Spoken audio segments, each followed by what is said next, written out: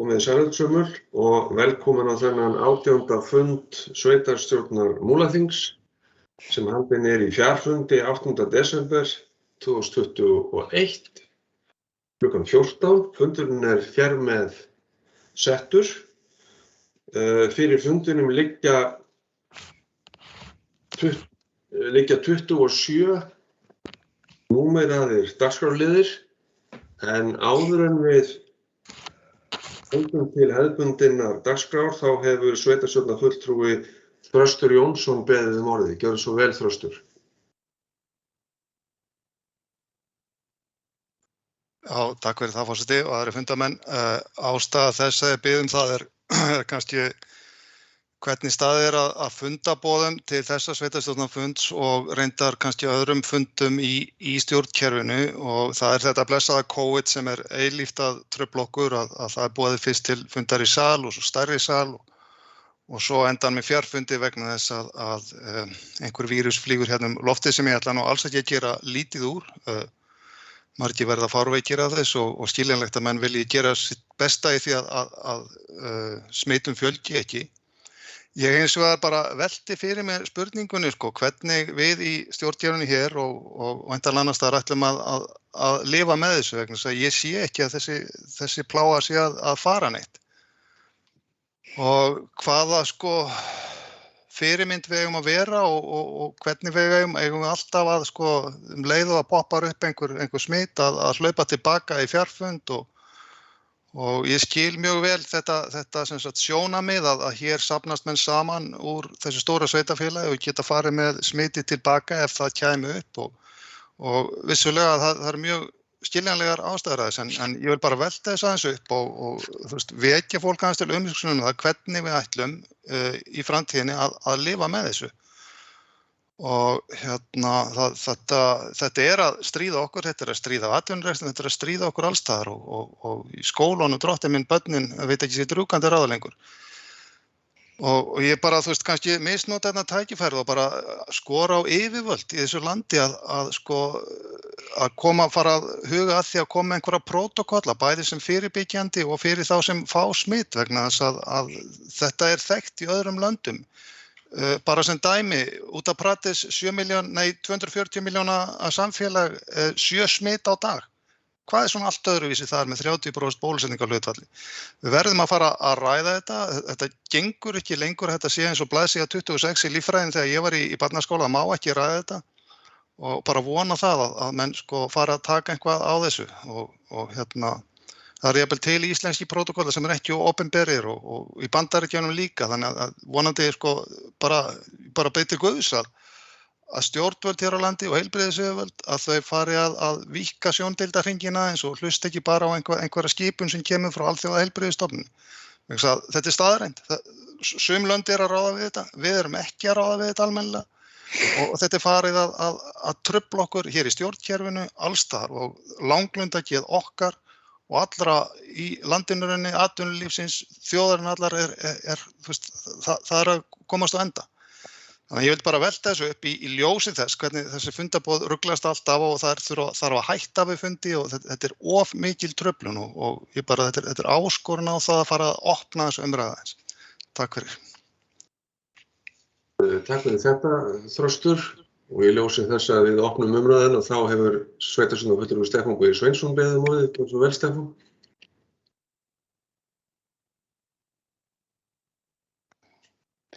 Þú forseti og ágætt að funda fólk.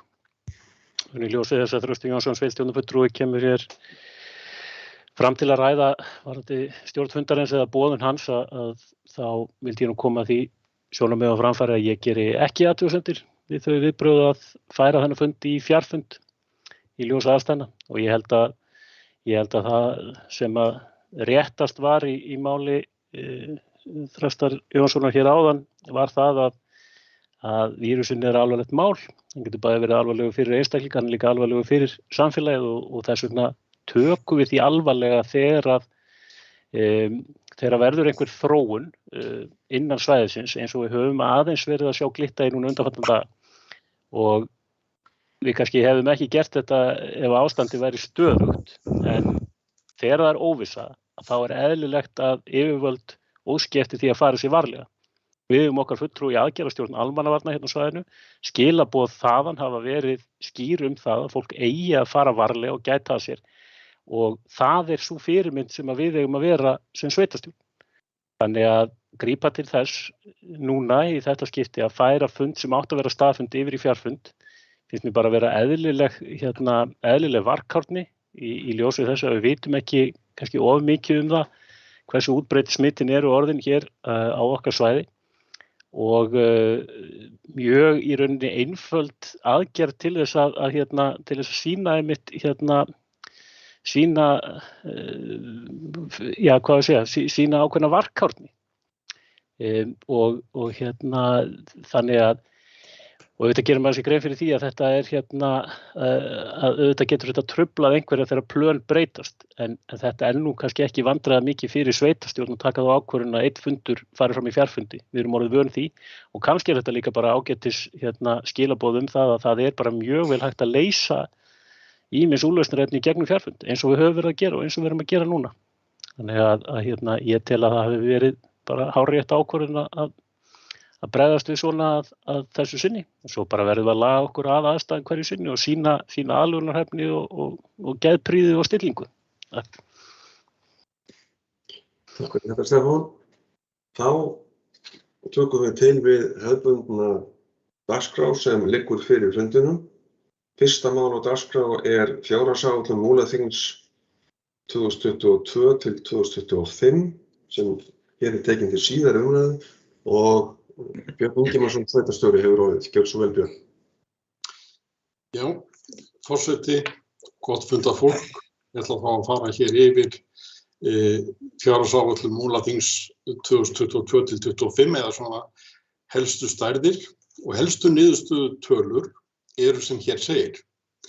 Rekstrartekjur sveitarfélagsins á árinu 2022 nema 8.028 milljónum króna samkvæmt samstæðu fyrir A- og B-hluta en þar af nema rekstrartekjur A-hluta 6.996 milljónum króna. Rekstrargjöld fyrir fjármagnsliði og afskriftir verða alls 7.003 milljónir króna. Í samstæðu fyrir A- og B-hluta þar af eru rekstrargjöld A-hluta áætluð 6.593 milljónir króna. Afskriftir ársins í A- og B-hluta nema 465 milljónir og þar af 266 milljónum í A-hluta. Fjármagnsliðir verða neikvæðir 470 milljónir króna í samanteknum A- og B-hluta, þar af 329 milljónir króna í A-hluta. Eftir fjármagnsliði, afskriftir skatta og óreglulega liði rekstrarafkoma ársins í ákvæðum 65 milljónir króna í samstæðu og afkoma A-hluta neikvæð og nema rekstrargjöld umfram rekstrartekjur 202 milljónir króna. Veltufé frá rekstri í ákvætt 855 milljónir króna í samstæðu, þar af veltufé frá rekstri í A-hluta í ákvætt 380 milljónir króna. Fjárfestingarhreyfingar ársins 2022 nema nettó 1.914 milljónum króna hjá samstæðu A- og B-hluta og þar af 801 milljón í A-hluta. Afborganir af lánum og leiguskuldbindingum hjá samstæðu A- og B-hluta verða 949 milljónir króna á árinu 2022 og þar af 640 í A-hluta. Heildarskuldir og skuldbindingar eru áætlaðar 12 milljarðar og 207 milljónir króna á árinu í árslok 2022 fyrir samstæðu. Þar á nema heildarskuldir og skuldbindingar í A-hluta 8 milljörðum og 89 milljónum króna. Skuldaviðmið samstæðu A- og B-hluta verður 138% í árslok 2022 og þannig að fjárhagsáætlun í heild sinni verður öðru leyti aðgengileg á heimasíðu sveitarfélagsins og hér með lögð fram til síðari umræðu og afgreiðslu í sveitarstjórn. Takk fyrir mig. Takk fyrir þetta, Björn. Og eftirfarandi tillaga liggur frammi. Sveitarstjórn samþykkir framlaga fjárhagsáætlun Múlaþings fyrir árið 2022 við seinni umræðu ásamt 3 ára áætlun 2023 til 2025 og framangreindum álagningu á hlutföllum og viðmiðum og tölum. Fyrri umræða fjárhagsáætlunina fór fram 10. nóvember síðastliðinn. Orðið böst undir þessum við.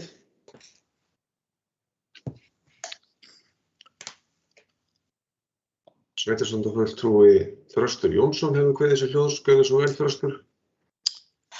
Já, takk fyrir forseti og aðrir fundarmenn. Ég er kannski fann að hljóma eins og biluð plata með þetta. Ég hef áhyggjur af þessar auknu skuldastöðu. Ég hins vegar sammála aukinni skuldaaukningu vegna aukinni töku lána, skulum við segja, vegna þess að þau fara að megninu til í uppbyggingu innviða. Ég hins vegar hef áhyggjur af því að sá fjárfestingarhraði sem áætlaður í þessari áætlun, hann gangi ekki eftir einfaldlega vegna þess aðstæður í þjóðfélaginu og heimsvísu bara einfaldlega leyfa það ekki. Það hráefnisskortur, það skortur á iðnaðarmönnum og svo framvegis. Þetta höfum við séð á því ári sem að líða. Þannig að það kannski lán í óláni, það svolítið kalt að segja það, að ég býst við því að þessi fjárfestingarhraði ná ekki að ganga eftir. Það bæði slæmt, en það náttúrulega gott fyrir skuldaðarstöðuna. En þetta kannski sýnir líka það, svona, þessi áætlun sýnir það að við þurfum með öllum tiltækum ráðum að auka hér tekjurnar, laða hér hingað atvinnurekstur í meira mæli og hátekjustörf. Það í útsvari sem við höfum tekjurnar af og þar vantar verulega á kannski að það sé gefið í sambandi við skipulagsmál, að það sé til fleiri lóðir og slíkt, vegna að fasteignamarkaðurinn er mjög þaninn hérna. Þannig að ég vildi svona bara aðeins kommentera á þetta með þetta. Takk fyrir. Takk fyrir þetta, Þröstur. Sveitarstjórnarfulltrúi Eyþór Stefánsson hefur beðið um orðið. Gjörðu svo vel, Eyþór. Já, takk, forseti og annað fundafólk. Ég nú bara ég get kannski byrjað að segja að mér finnst þessi fjárhagsáætlun sem lögð hérna fram, mér finnst hún bara góð og ég ætla að samþykkja hana og geri það með bros og vör. Ég tel mikilvægt svona það sem hefur komið nú fram í fyrri umræðu að þessi stóru verkefni sem eru framöndan í sveitarfélaginu sem snúa að meðal annars lausn húsnæðisvanda grunnskólana, sérstaklega á Seyðisfirði og Djúpavogi, að á næsta ári verðum við komum með plan um hvað við ætlum að gera í þeim efnum og enda fjármagn tekið fyrir það sem ég fagna og vona að það dugi og til afar mikilvægt að þannig sé hægt að hugsa langtímaplanið út frá því. En mér langaði nú bara að spyrja, kannski misheyrði ég í beinni þegar hann var að lesa tölurnar. Mér fannst hann segja þegar hann var að telja upp tölurnar að fjárfestingarnar nettó í A-hluta væru 800 og eitthvað milljónir. Ég kannski misheyrði ég, því að ég held alltaf að það væri 750, var þetta ekki bara misheyrn? Því að þá allavega búið að bæta við þarna einhverjum 50 milljónum sem að stemmir ekki við blaðið. Þannig að ég held að þetta hafi bara verið misheyrn, en það er þá hægt að útskýra það ef svo ekki. Takk. Takk fyrir þetta, Eyþór. Sveitarstjórnarfulltrúi Helgi Hlynur Ásgrímsson hefur beðið um orðið. Gjörðu svo vel, Helgi. Já, formaður og aðrir gestir, fundamenn. Mér líst ekki illa á þetta svona í heldina litið, nema auðvitað þetta áhyggjuefni hversu áætlanirnar eru, bara hvað þetta lítur allt saman miklu verr út heldur en við hugðum í sameiningarferlinu. Þetta þetta áhyggjuefni og við þurfum sannarlega að huga að því til framtíðar að auka tekjur okkar. Ég hef engar svona, það er ekkert efnislega í þessu sem að ég hef stórar athugasemdir við. Það bara mikið samstaða um þetta. Þetta erfiðir tímar og við þurfum að vera sameinuð í þessu. Skuldasöfnunin slæm, en ég sé svo sem ekki aðrar lausnir á þessu eins og staðan núna. Takk. Takk fyrir þetta, Helgi. Þröstur, ert þú uppi með hendi? Er þetta gamla? Þetta klárlega gömul hendi. Þetta gömul hendi. Takk fyrir þetta. Sveitarstjórnarfulltrúi Hildur Þórsdóttir hefur beðið um orðið. Gjörðu svo vel, Hildur. Já, takk. Ég ætla bara að koma á því að framfæri ágæti forseti og aðri fundamenn að ég styð þessa fjárhagsáætlun og tel hana eins góð hún getur orðið í þessum aðstæðum sem okkur er gert að starfa í dag. Eins og áður hefur komið fram þá er óendanlega mikilvægt að við höldum okkar striki í þeim verkefnum, stóru verkefnum sem eru framundan og ég fagna því að við höfum ekki dregið í land þar þrátt fyrir miklar áskoranir og svo tek ég undir það sem að Þröstur Jónsson kom hérna inn á. Nú þurfum við að fara í stórsókn í atvinnumálum og það þarf að auka tekjur sveitarfélagsins. Loku vil ég bara þakka starfsfólki sveitarfélagsins fyrir vel unnin störf. Bestu þakkir. Takk fyrir þetta Hildur. Sveitarstjórnarfulltrúi Stefán Bogi Sveinsson hefur beðið orðið. Gjörðu svo vel, Stefán. Já, forseti og ágæta fundafólk. Bara kannski aðeins að bregðast við. Áætlunin hefur ekki breyst síðan við fyrri umræðu og ekki mikið við það að bæta sem að framkom af minni hálfu í umræðu þá. En aðeins bara vegna orða Þrasta Jónsson og sveitarstjórnarfulltrúa varðandi lóðir, þá vildi ég nú bara koma því á framfæri að það er ekki þannig að við glímum við lóðaskort per se hér í sveitarfélaginu. Það eru byggingarlóðir til staðar en það er hins vegar og hefur verið unnið að því kannski að fá aðeins meiri fjölbreytni í byggingarlóðir, sérstaklega íbúðarhúsa. Og jú, það er líka kannski varðandi tilteknar gerðir atvinnulóða sem við erum að vinna í að fjölga líka. En það er í sjálfu sér ekki þannig að skortur og lóðum standi uppbyggingu hér innan sveitarfélagsins fyrir þrifum, alls ekki.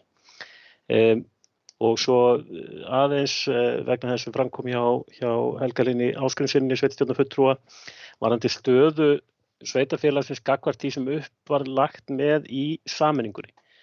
Þá vildi ég nú segja það allavega að mínu mati að það má kannski segja það að staðan sé verri en það er ekki vegna þess að það hafi verið lagt rangt upp með sameiningunni eða það sem var verið að vinna með þar hafa einhvern veginn ekki staðist. Heldur það er jú bara tilfelli að staða sveitarstjórnarstigsins almennt er verri heldur en að menn sáu fyrir sér á þeim tíma þegar við vorum að vinna í sameiningunni.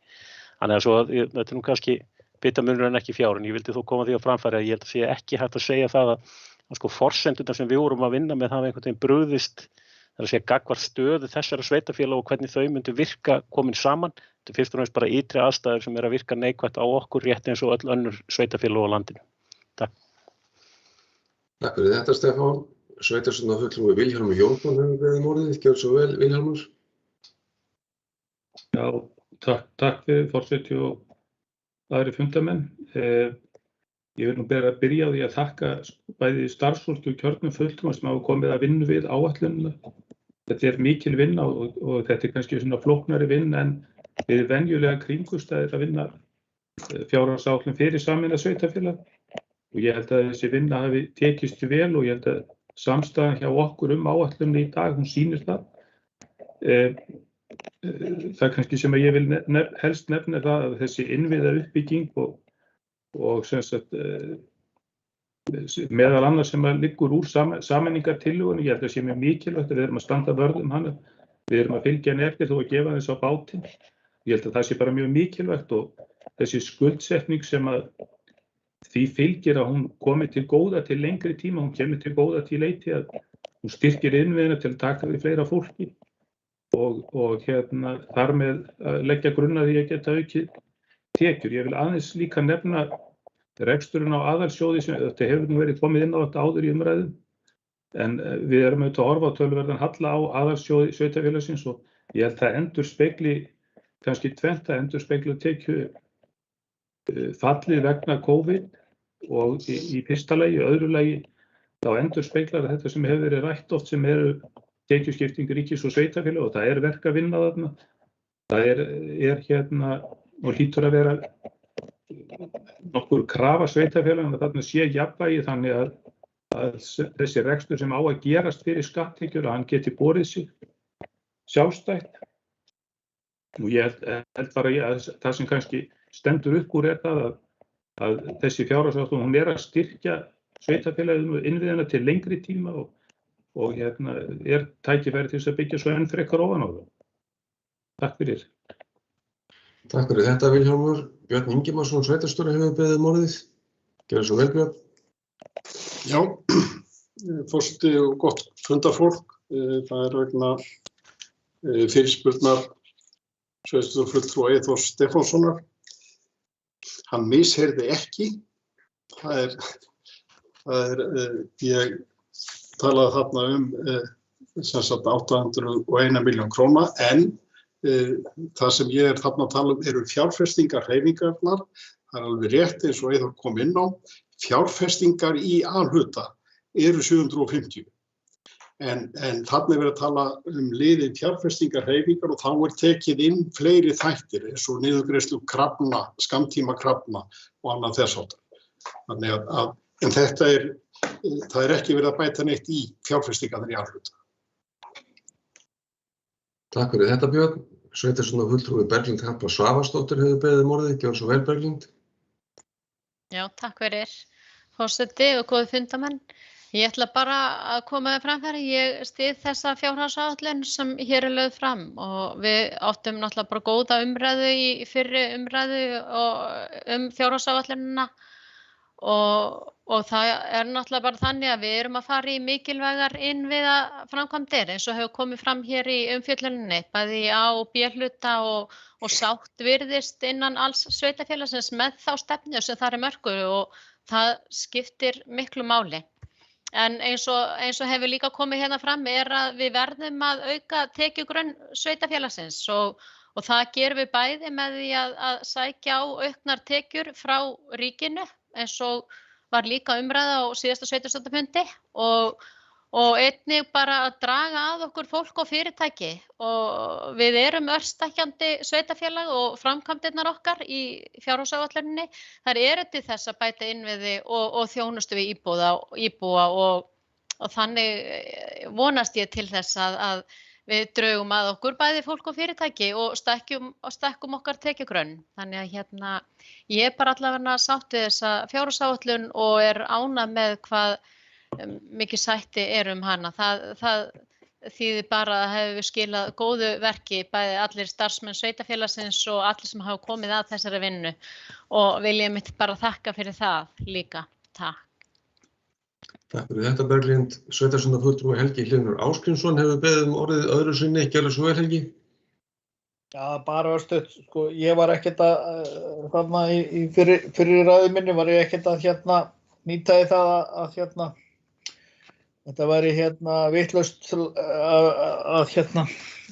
að við varum ekki standa við það sem upp á lagt með í sameiningunni. Heldur bara það að þetta leit all verulega miklu betur út þegar við vorum að kynna þetta fyrir íbúðunum. Og það ekki vegna þess að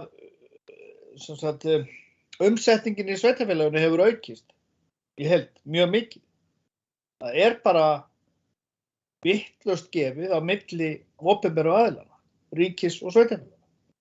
Þar þurfum við virkilega að taka á og meirihlutin í þessu sveitarfélagi myndaður af þeim flokkum sem mynda þessa ríkisstjórn. Ég fulltrúi þriðja flokksins sem mynda þessa ríkisstjórn.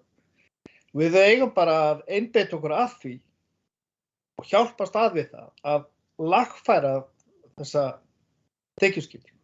Þetta ekki eðlilegt hvað sveitarfélögin bera skarðar hlutur á borði.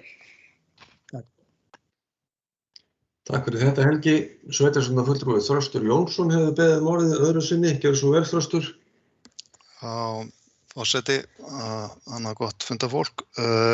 Fyrst þá ætlum ég bara eiginlega að taka undir þetta sem Helgi Hlynur var að segja hérna áðan að við þurfum alvarlega að fara að spyrja okkur hvort ekki sé vitlaust gefið og kannski eitt í þeim efnum að kannski slæm, hvað maður að segja, útkáma í þessu áætlun skýrist að miklu leyti af mjög auknum launakostnaði og stór hluti af þeim launakostnaði með fullri virðingu fyrir launum kennara og aðra sem þar vinna í menntakerfinu Við erum með samning við ríkið sem orðinn gamall og í rauninni enginn að fylgjast með því hvort að þar sé gefið rétt eins og var gefið upphafi eða farið að leggjast full mikið á sveitarfélag án þess að koma einhverjir tekjupostar á móti. Hitt tvennt sem ég ætla að nefna, fyrsta lagi að kom ekki fram hjá mér áðan að ég styð þessa áætlun. Mér finnst hún vel unnin og við erum búin að fara oft og ítarlega í gegnum þetta og ég held að það sé lítið annað en að styðja hann í heild sinni.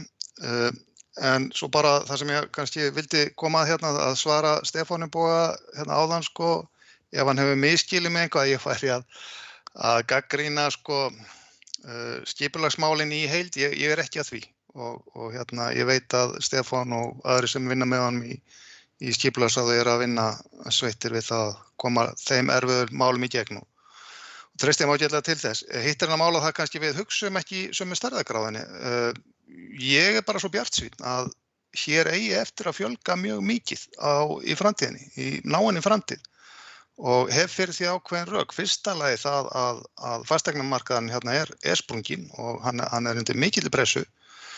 Hitt svo það að það hefur verið þessi viðleitni að fólk í rauninni innan gæsalappa að flýja frá höfuðborgarsvæðinu í nágrannasveitarfélögin alveg austur fyrir Selfoss og þar hefur fasteignaverð og sem sagt pressan á fasteignamarkaðan aukist mjög mikið þannig að þetta svæði er að tútna út og ég bara sé það í samtali við fólk að það er farið að horfa lengra. Og það sem gerist þá væntanlega bara svipað og hefur gerst núna nýverið í Hveragerði og Þorlákshöfn líka að það koma fjárfestar á staðinn sem sjá sér hag í því að byggja töluvert magn af íbúðum. Og ég sé það alveg fyrir mér að það muni gerast hér og þá þurfa menn að hafa vera tilbúinir undir það að hafa einhvað svæði vegna þess að svoleiðis aðilar koma ekki til þess að byggja eina eða tvær íbúðir, þeir koma til þess að byggja tugi. Þannig að það er það sem ég var eiginlega að nefna þarna. Kannski bara ég of bjartsýnn fyrir framsókn, ég veit það ekki en vonandi ekki. Takk fyrir. Takk fyrir þetta, Þröstur. Sveitarstjórnarfulltrúi Kristjana Sigurðardóttir hefur beðið orðið. Gjörðu svo vel. Já, forseti og aðrir fundamenn. Ég ætla segja frá því að ég styð þessa fjárhagsáætlun. Mér finnst hún vel unnin og við erum með stóra posta þarna sem við leggjum mikið metnað í. En eins og í síðustu umræðu þá vil ég ympra á því að við þurfum að fylgjast vel með og halda vel á spilunum því að svona fjárfestingar vilja stundum fara úr böndunum og við missum stundum takið á þessu. Þannig að ég veit að við komum til með að passa okkur hérna og að við missum ekki allt eins og ég sagði út úr höndunum. Þannig að það er bara það sem ég svona pínu ágjur af en ég treysti því og trúi að okkur takist þetta. Takk fyrir. Takk fyrir þetta, Kristjana. Sveitarstjórnarfulltrúi Jakob Sigurðsson hefur beðið orðið. Gjörðu svo vel, Jakob.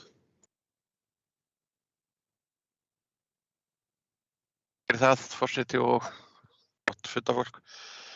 Ég ætla að styðja þessa fjárhagsáætlun og mér finnst hún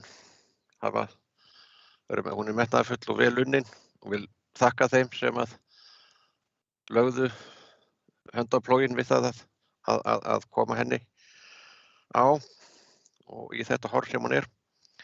Ég fagna líka því að það er ekkert gefið eftir þó að staða sér svona hjá okkur, það sé ekkert gefið eftir í fjárfestingum, þar að segja framkvæmdum og öðru og vil taka undir það sem að sveitarstjórnarfulltrúi Kristjana Sigurðardóttir sagði að þurfum að halda svolítið vel á spöðunum að missa ekki þessar framkvæmdir eitthvað úr þessum, það verður dýra bara reynlega hjá okkur og við munum halda vel utan það, ég trúi því.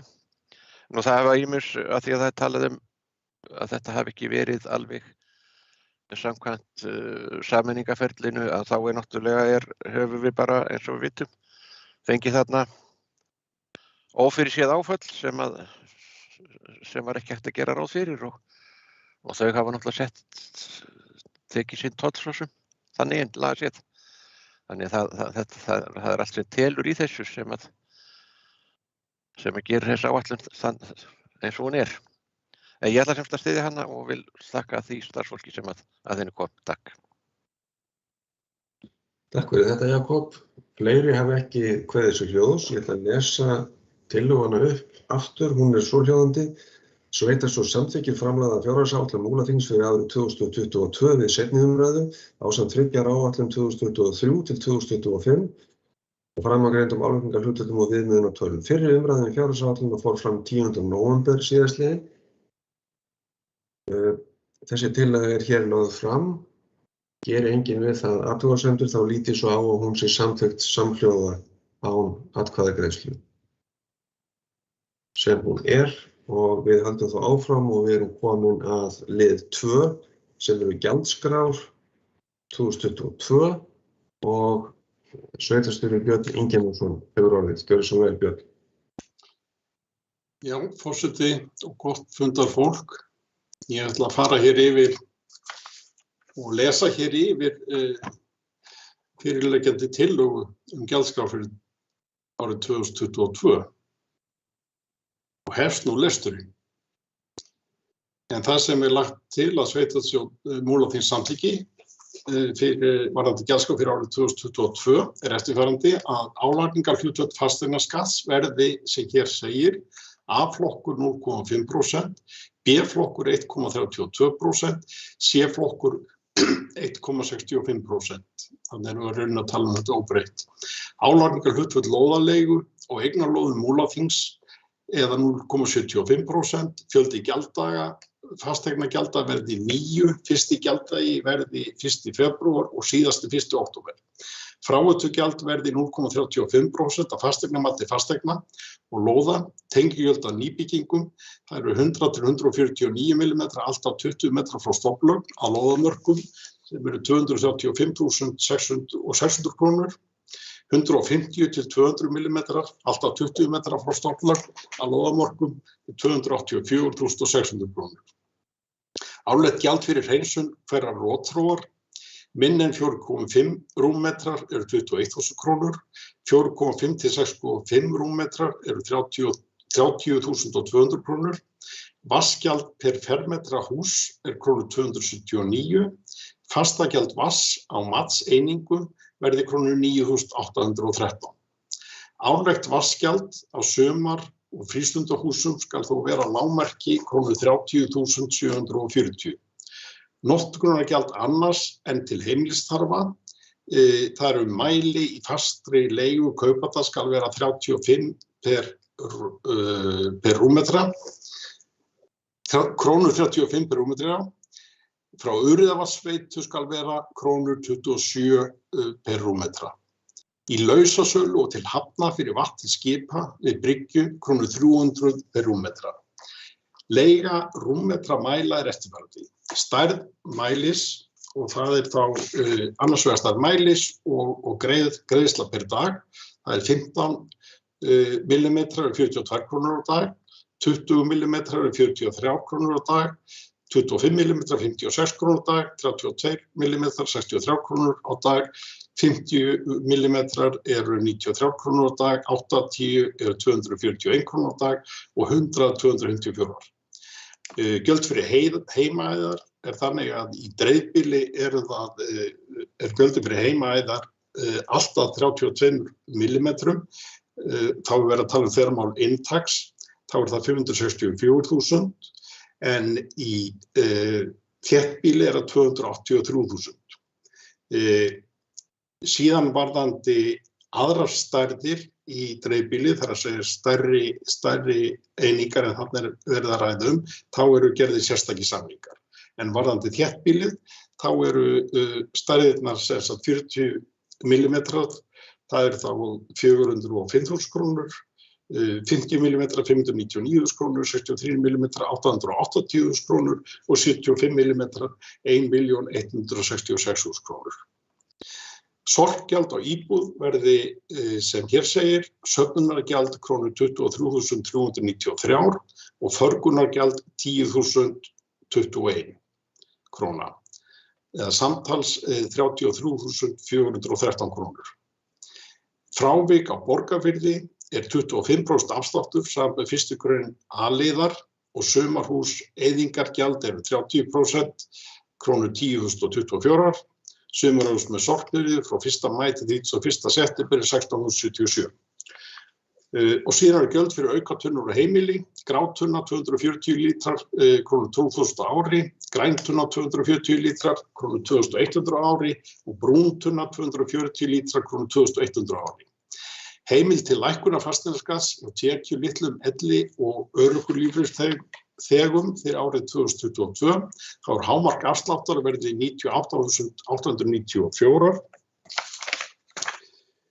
Viðmiðunartölur tekna hjá einstaklingi verði lágmarkstekjur verði þá 3.800.000 og hámark 4.940.000 krónur. Viðmiðunartölur tekna hjá hjónum verði að lágmarki 5.343.787 og hámarki 6.769.828. Gjaldskrá fyrir hunda- og kattahald og gjaldskrá vegna handsömunar og vörslu búfjár sem í gildi fyrir árið 2021 gildir óbreytt áfram fyrir árið 2022.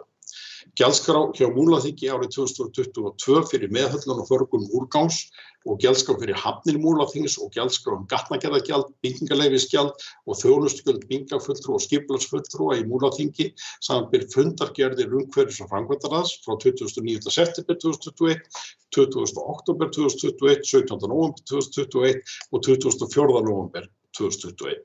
Auk gjaldskrá fyrir bókasöfn í Múlaþingi samanber fundargerð byggðarráðs frá 14. september 2021 eru jafnframt staðfestar í heild sinni.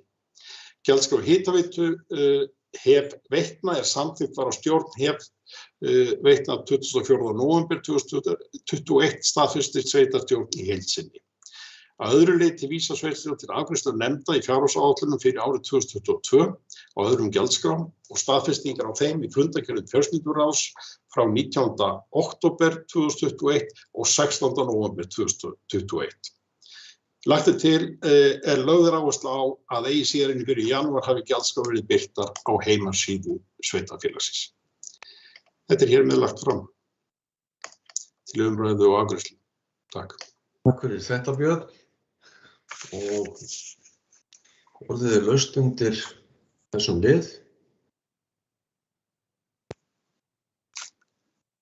Sveitarstjórnarfulltrúi Jakob Sigurðsson hefur beðið orðið. Gjörðu svo vel, Jakob.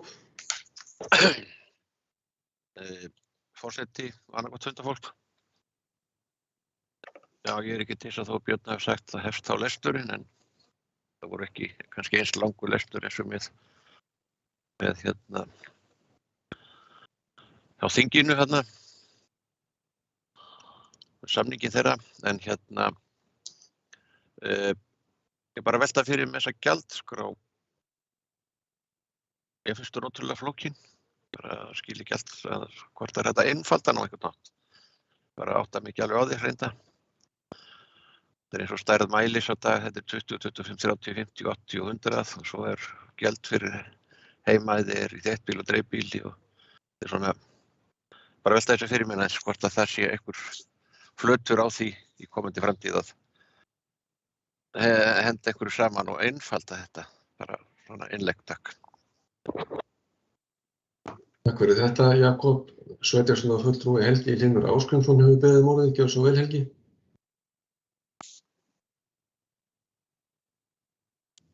Já, takk.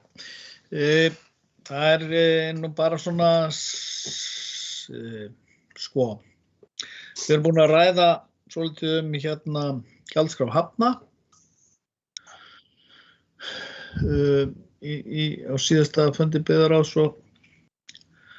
og ég vil bara að það komi hér fram að ég alfarið á móti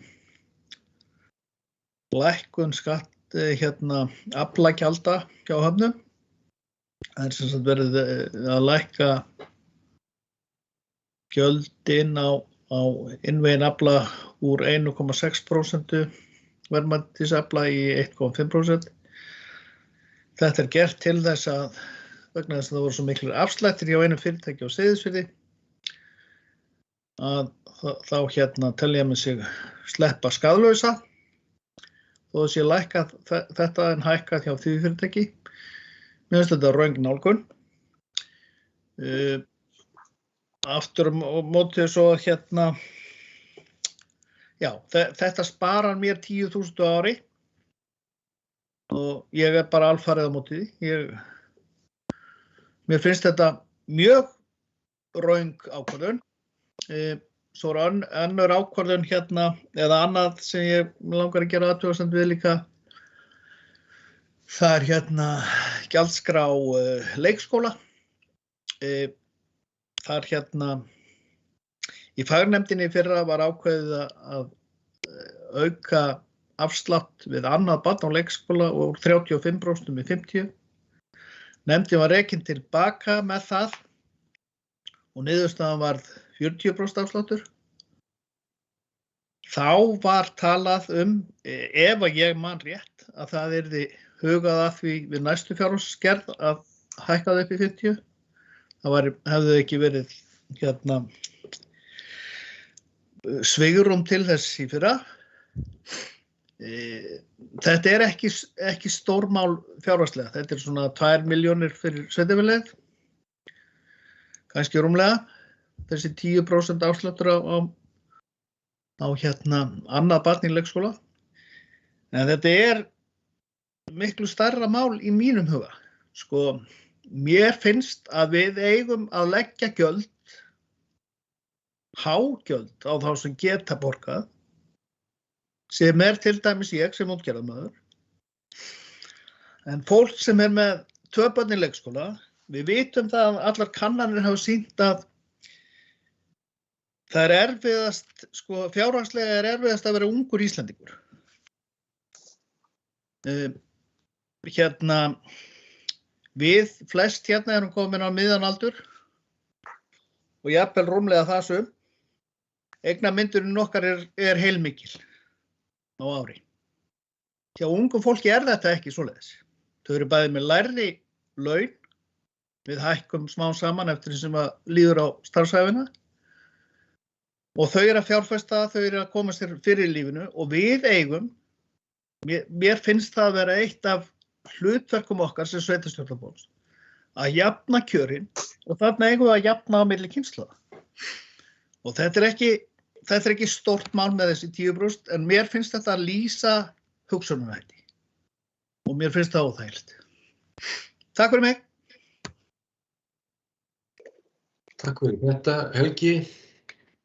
Fleiri hafa ekki kveðið sér hljóðs undir þessum lið utan sveitarstjórnarfulltrúi Þröstur Jónsson. Gjörðu svo vel, Þröstur. Já, forseti, það eru fundamenn og konur. Ég tek undir með Helgalín hérna samband við unga fólkið og þá kannski en samt varðandi annan í rauninni gjaldapóst hjá þeim og það eru fasteignagjöldin. Ég geri mig fulla grein fyrir því að það er ekki svigrúm nú frekar en fyrra að lækka fasteignagjöld en bara vel minna á að þetta er eitt sá sko óréttláttasti skattur sem til vegna þess að það eru barnmargar fjölskyldur sem þurfa stórt húsnæði. Það eru þær sem þurfa að blæða mest í fasteignagjöld.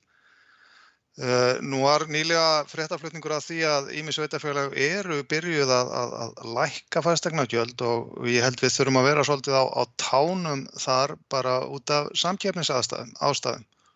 Og ekki síst þá varðandi C-flokkin sem er hérna fasteignagjöld á atvinnuhúsnæði vegna þess að þetta er eitt af því sem rekstraraðilar horfa á þegar þeir ákveða hvar þeir ætla að setja niður rekstur og það getur nefnilegast að verið win-win bæði þarna og jafnvel í íbúðarhúsnæðinu að lækka fasteignagjöld til þess að laða fleiri að og fá meiri tekjur og tekjurna gætu þess vegna orðið meiri en sem nemur lækkunin á fasteignagjöldum. Þannig ég vil svona aðeins bara koma þessu aðeins. Þetta er eilíf umræða þessi blessuðu fasteignagjöld og enginn virðist vilja lækka þau og ef ég man rétt að þá er nú einn hundur grafinn þar að ef menn lækka þau að þá er menn refsað í gegnum jöfnunarsjóð sveitarfélaga. Þannig að þetta er erfiður málaflokkur en vil samt koma þess að halda þess á lofti svo lengi sem ég lifi vegna þess að þetta er sérstaklega varðandi einstaklinga og barnafólk þá er þetta mjög óréttlátur skattur. Takk fyrir. Takk fyrir þetta, Þröstur. Sveitarstjóri Björn Ingimarsson hefur beðið orðið. Gjörðu svo vel, Björn. Forseti gott fundafólk. Bara aðeins bregðast við út af þessari umræðu varðandi aflagjöldin. Það sem að það er ekki rétt að það við alfarið ráðið ferðinni í þessari lækkun að vegna þessi afsláttur í rauninni eins fyrirtækis og Seyðisfirði. Við horfum, þegar við farið yfir þetta, þá horfum í rauninni á aflagjöldin í þeim sveitarfélögum sem að eru, eða hjá þeim höfnum sem að eru næst okkur. Við vorum í sjálfu sér ekki að fara alveg kannski niður í þær stærðir sem þar eru, en það var hluti ástæðan fyrir það var ákveðið að fara úr hámarki sem er 1,6 niður í 1,5. En þetta í sjálfu sér ég er alveg bara sammála því að það sé eðlilegt að skoða þetta áfram. Það er líka spurningin það að við erum með hámarksgjald og sem er líka spurning hvort að yrði þá tekið til endurskoðunar næst þegar verður farið yfir þessa gjaldskrá. En meginmálið var að laga, að nálgast í rauninni þessi viðmið sem eru hvað næst okkur og það var það sem að þetta stýrist kannski helstum varðandi þennan hluta gjaldskrár hafnanna sem snýr að aflagjöld. Takk fyrir þetta, Björn. Sveitarstjórnarfulltrúi Helgi Hlynur Ásgrímsson hefur beðið um orðið öðru sinni. Gjörðu svo vel, Helgi. Já, Björn, hámarkið er 3%, ekki 1,6. Og já, við erum líka með hámark þarna á greiðslu per tonn. Það er ekki 7.100 krónur. Þannig að þegar að ég næ góðri sölu og seli yfir 470 kall á dag, þá hætti ég að borga þetta hlutfall. Það finnst mér líka alveg fáránlegt. Þarna bara kristallast vinstri, hægri. Við kapitalistarnir sem erum það munar mig engu hvort að ég borga þessu mér finnst eðlilegt að ég borgi þetta gjald alltaf. Ég sé ekki að fá hlutfallslega meira út úr því þegar ég sel fiskinn á hærra verði. Það er bara óskiljanlegur hugsunarháttur í mínum hug. Þar fyrir utan þá á ég líka erfitt með að skilja þann hugsunarhátt að við eigum að bjóða við þurfum að keppa í verðum þarna. Ef ekki bara þá að fara að keppa í verðum með af hverju keppum við þá ekki verðum með leikskólagjöld? Þau eru miklu lægri í nágrannasveitarfélögunum. Ég meina eða já, þetta er bara, ég er mjög ósáttur við þessa nálgun af málunum, en hins vegar er þetta B-hluti og þetta er ekki eitthvað sem við borgum leikskólagjöldum með, ég gerum mig grein fyrir því, Takk. Takk fyrir þetta. Sveitarstjórnarfulltrúi Stefán Bogi Sveinsson hefur beðið um orðið. Gjörðu svo vel, Stefán.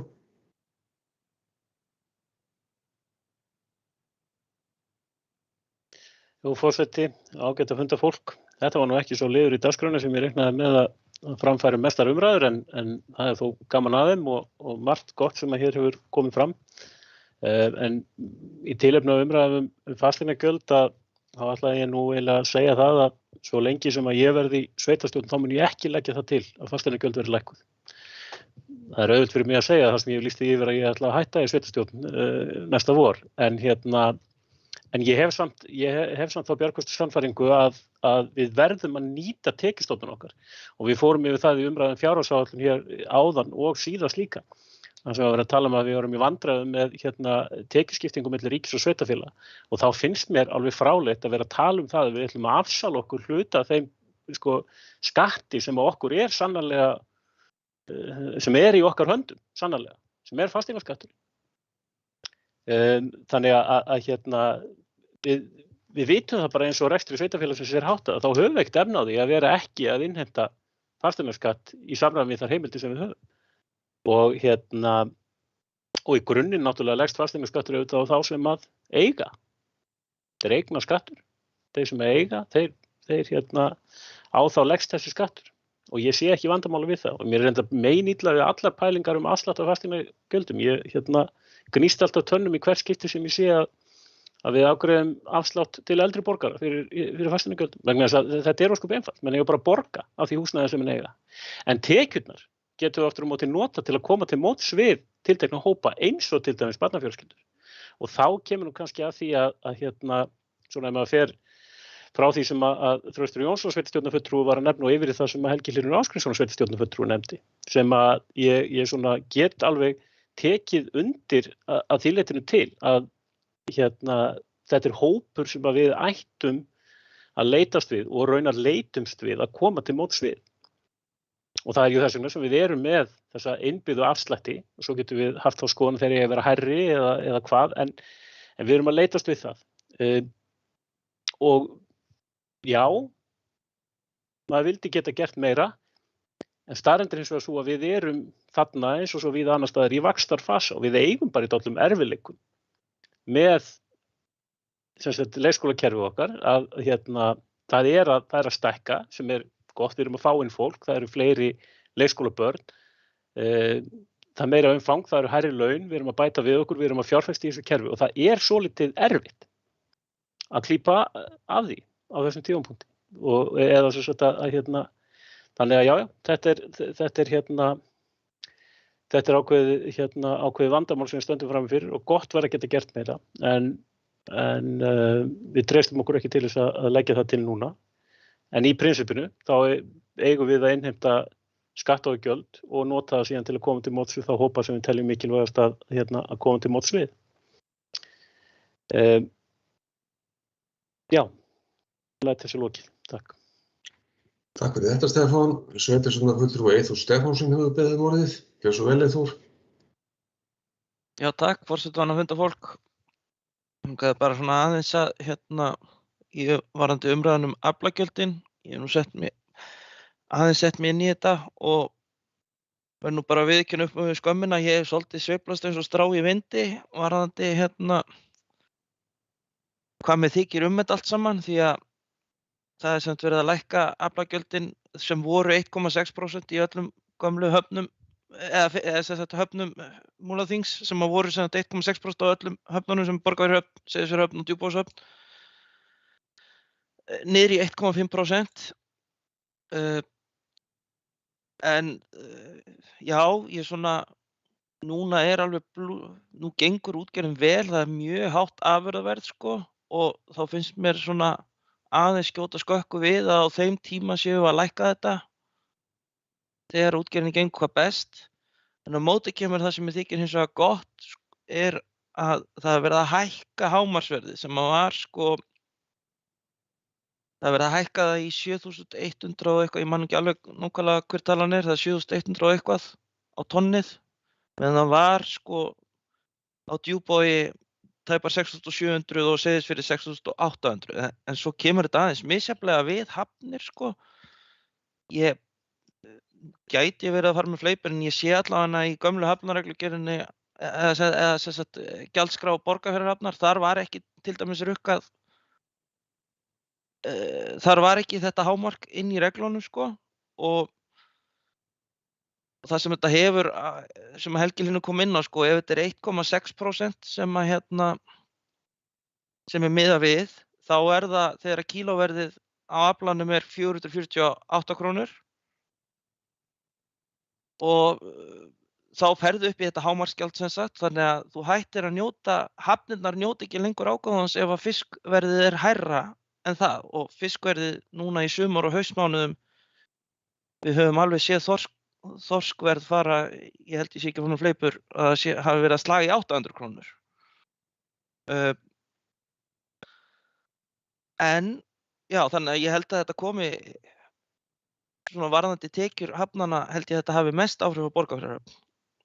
hlutfallslega þó að það sé ekki í krónutölum talið. En ég ætla ekki að setja mig upp á móti þessu vegna þess að ég held nú að þær tekjur sem að hverfi við þetta komi annars staðar. Það sem sagt verið að hækka álögur, sums staðar eru hækkaðar álögur á sem sagt stórnotanda og ég held að innkoman sem komi þaðan vegi tekjutapið annars staðar. En mér finnst bara að við ættum endilega að setjast niður og huga því líkast til í, ég ætli þessi ekki umhverfis framkvæmdaráð sem fer með málefni hafnanna. Það mun ætti að setjast aðeins þar yfir og íhuga og ígrunda hvernig menn vilja hafa fyrirkomulagið á þessum aflagjöldum. Þetta duga, takk. Takk fyrir þetta, Eyþór. Sveitarstjóri Björn Ingimarsson hefur beðið orðið, gjörðu svo vel, Björn. Já, forseti og fundarfólk, það aðalega, ég bara svona leiðrétt á það þarna var farið í þá vinnu að sko samræma gjaldskrár, gera eina gjaldskrá fyrir allar hafnirnar 3 og þetta var niðurstaða. Menn horfðu, það alveg rétt, við horfðum til gjaldskráa annarra hafna til þess að það var ósköp eðlilegt að hafa þau viðmið, en það nú leitt ef ég hef orðað þetta þannig að menn skilja þetta svo að við séum að fara inn í einhverja samkeppni eða ætlum að fara í einhverja verðsamkeppni við aðrar hafnir, það alls ekki. Við höfum bara að horfa á hvernig voru menn að útfæra þetta svona almennt í höfnum sem eru bara á svipaðri stærðargráðu og síðan líka í þeim höfnum sem í nágrenni við okkar hafnir. En ég algjörlega sammála því að þetta er bara mjög á því að við horfum á það að þróa þetta áfram. Þetta allavega niðurstaðan eins og varð úr þessari vinnu núna, en það ekki svo að það sé allar niðurstöður sem við komum með séu högralausar, en þannig að ég lít svo á að við bara þróum þessa gjaldskrá áfram.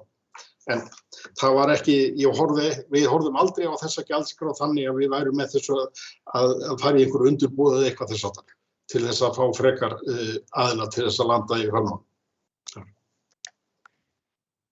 Takk fyrir þetta, Björn. Sveitarstjórnarfulltrúi Þröstur Jónsson hefur beðið orðið, gjörðu svo vel, Þröstur. Já, takk. Ekki ætla ég að blanda mér í umræðu hafnagjöld og það bara einni ástæða. Ég svo mikil landkrabbi að ég veit varla hvað bryggja en maður getur ekki vita allt. Hittrannamáli bara ætla að svara þessu sem kom fram í máli Stefáns Boga áðan. Sko, fyrsta lagi sagði ég nú að ég væri ekki fylgjandi því að þau yrðu lækkuð núna vegna þess að til þess væri hreinlega ekki svigrúm með fasteignagjöldin. Hitt mál sko að fulltrúi Framsóknarflokksins ágætur, hann kannski ætti að fara á námskeið hjá sjálfstæðismönnunum sem einhver tíma var haft eftir einn frómu orða, sko, fyrst þurfa menn að eyða peningu til að græða peninga. Og sko, talandi að fullnýta gjaldstofna, já, en sko þú getur nefnilegast með því stundum að lækka gjöld á ákveðnum vöru eða þjónustu, þá getur þú selt meira og það alveg sama sem gildir hérna. Atvinnuhúsnæði, þú þarft, ef að einhver aðili að velta fyrir sér að byggja stórt atvinnuhúsnæði og hann sér að fasteignagjöldin eru lægri, niður í Fjarðabyggð og Akureyri heldur en hérna, þá fer hann þangað. Þetta kannski stórt húsnæði og það mjög fljótt að koma tekjutapið af því að fá það ekki húsnæði vegna þess að fasteignagjöldin eru 0,01% hærra í Múlaþingi heldur en á Akureyri. Og þetta alveg dæmigert viðhorf þess sem hefur verið of lengi í opinbera geram. Hann búinn að missa tenginguna við það, hvernig kaupin gerast á eyrinni. Þannig að það það sem ég að leggja áherslu á að þetta sé í rauninni win-win fyrir alla að vera á tánum, fylgjast með því hvað að gerast í nágrannssveitarfélögum og fylgja þróun ef til lækkunar kemur sem virðist vera að gerast einhverja vegna, merkilegt nokk. Og það það sem ég að leggja áherslu á að menn fylgist með þessu og lenda ekki aftur úr og fara að missa af tækifærum út af því að menn eru of stífur og þrjóskir á þessum þessari setningu að fullnýta tekjustofna sem í rauninni getur verið sko andhverfa sín. Takk fyrir. Takk fyrir þetta, Þröstur. Sveitarstjórnarfulltrúi Berglind Harpa Svavarsdóttir hefur beðið um orðið. Gjörðu svo vel, Berglind. Já, takk fyrir. Forseti, góðu fundamenn, mér langar að koma inn á tvennt og það voru ekki hafnagjöldin, heldur systkinaafsláttur og fasteignagjöldin.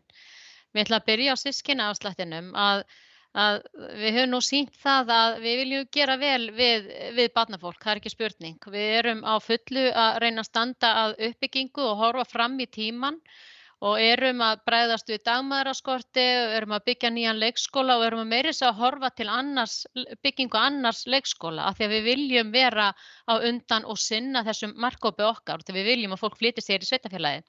Varðandi systkinaafsláttinn, ég er alveg sammála því að við þurfum að hækka þennan afslátt en ég ætla bara að benda líka á þróunina að hvað var ekki á síðustu fjárhagsáætlun þá var afslátturinn hækkaður úr 25% í 35%.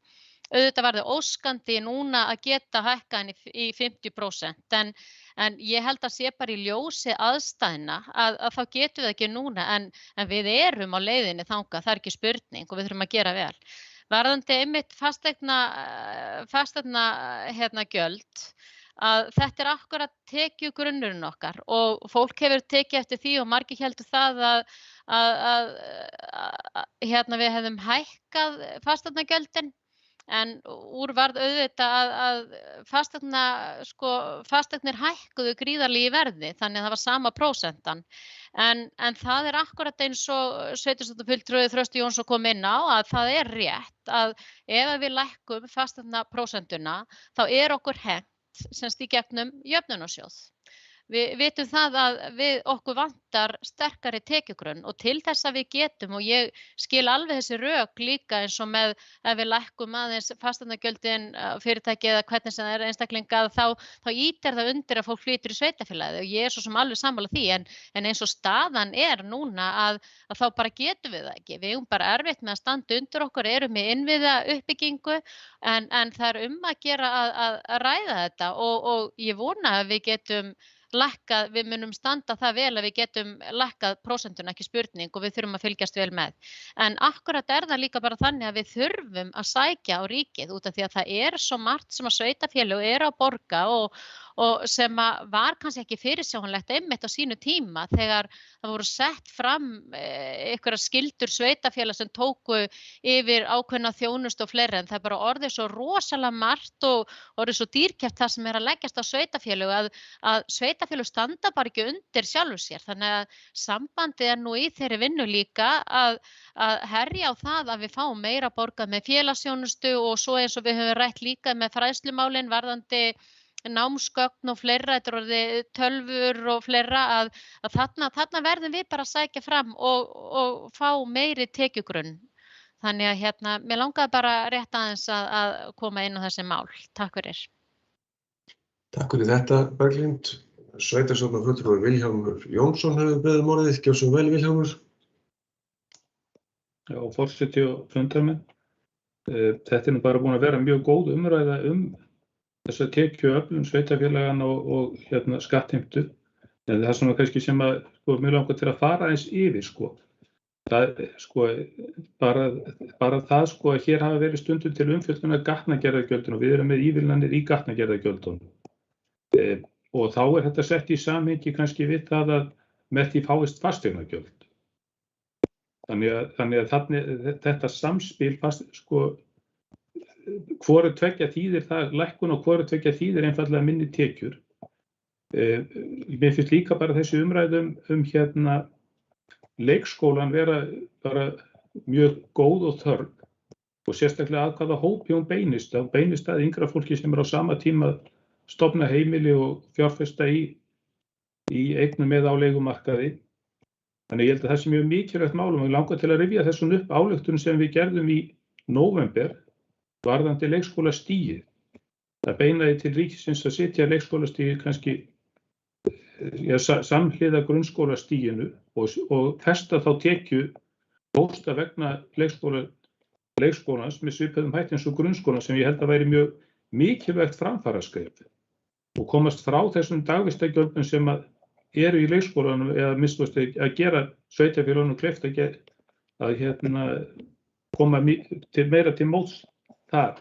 Síðan kannski varðandi hafnirnar og það bara áhugavert samspil, sjávarútvegsfyrirtækin þurfa fasteignir líka ef við erum að lækka fasteignagjöld á atvinnuhúsnæði og við erum á sama tíma kannski að þá tala aflagjaldi. Þetta eru þetta bara samverkandi þættir og síðan hitt að hafnirnar eru samkvæmt lögunum í samkeppnisumhverfi. Og ég held að við þurfum alveg að vera meðvituð það að gjaldtaka hjá okkur ekki við erum ekkert eini í heiminum hvað það varðar að vera okkar gjöld séu einhvern veginn allt öðruvísi heldur en annars staðar, en hafandi sagt að þá eru þetta líka svona ákveðin eðlismunur á hafnargjöldunum og venjulegri skattheimtu að gjöldunum ætlað að standa undir rekstri hafnanna og að viðhalda höfninu og hafnarmannvirkjunum, en þau ekki ætlað að vera hærri heldur en það. Þannig þetta eru svona þættir sem þarf að hafa í hug og svo kannski bara að lokum að leið og við gerum kröfur á ríkið að leggja meiri fjármuni til sveitarfélagana, þá kann það hljóma þannig að við viljum taka tekjurnar þaðan en í minna mæli gegnum eigin skattstofn og þetta bara hlutur sem ég held að sé mikilvægt að hafa inn í þessari heildarumræðu. En ekki meira í bili, en umræðin góð. Takk fyrir þetta, Vilhjálmur. Sveitarstjórnarfulltrúi Stefán Bogi Sveinsson hefur beðið orðið. Gjörðu svo vel, Stefán. Forseti og ágætt að funda fólk. Við höldum áfram samtal okkar, ég og sveitarstjórnarfulltrúi Þröstur Jónsson.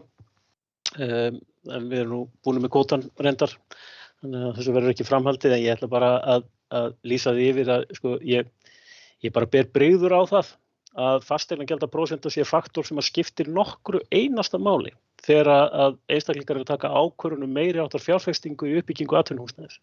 Eins og það eru bara svo margir aðrir þættir sem skipta miklu meira máli. Og þannig að auðvitað hefur maður heyrt þetta, með að segja, já, þú veist, það fer nú bara eitthvað annað því að það eru svona há fasteignagjöld hér eða þar. En það ekki ástæðan. Þannig að fara, í fyrsta lagi skiptir alltaf fyrst og fremst bara máli hvað markaður fyrir starfsemina sem við verðum að byggja yfir. Það númer 1, 2 og 3. Svo ansi margir aðrir þættir sem komin í þetta líka. Þannig að fasteignagjalda hún verður aldrei nokkur einasta ákvörðunar ástæða þegar upp er staðið. Kannski ef við komin á álversskala í uppbyggingu, þá fer þetta eitthvað að tikka. En það er þannig kannski eitthvað sem einmitt hafa nú sérstaklega yfir. Þetta þú veist, það bara, já, og bara fasteignaverð, virði eignarinnar og annað, ég meina, það eru svo margir aðrir þættir sem skipta miklu meira máli þegar upp er staðið með þetta. Og ég ætla reyndar að segja það að við höfum nefnilega búið það blessunlega af því að það var komið réttilega inn á það aðeins farið að gerast núna, einhverjir eru farnir að bregðast við og ætla að lækka fasteignagjaldaplóstur og allt í lagi, menn hafa svo sem allar rétt á því að gera það. En þá skulu þessir aðilar heldur ekki fara að kvarta þegar kemur að því að þú eru að fara að skera niður þjónustuna. Það bara það verkefni sem þessir aðilar eru að axla. Fínt, þeir hljóta að hafa gaman af því. En ég vil frekar þykja tekjurnar og tel að við stöndum ekki verra í samkeppni. Og við höfum líka búið það hér á Austurlandi allavega. En svona heilt yfir að þá hafa þeir sem hafa sitið í sveitarstjórnum sýnt þá ábyrgð að við ekki að hlaupa upp í þessu samkeppnisvitleysu. Einhvern veginn að fara í einhverja verðsamkeppni ýmsa þætti í opinberum gjöldum og ég bara ætla að vona það að við förum ekki að sjá það hér á svæðinu. Samstarfið á milli sveitarfélaganna hefur verið gott og ég held að þegar upp er staðið, ef við ætlum að fara að bítast einhverja aðila hér á milli sveitarfélaga innan svæðis, að þá enda allir á því að tapa á því.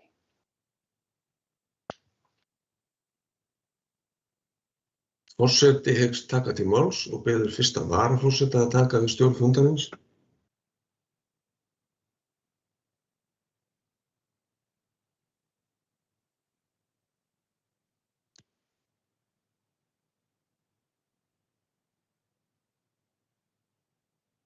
Þú ert á mute, Stefán. Já, ég slekk og kveiki á víxl. En það Gauti Jóhannsson, sveitarstjórnarfulltrúi sem hefur beðið orðið. Gjörðu svo vel. Já, takk fyrir þetta.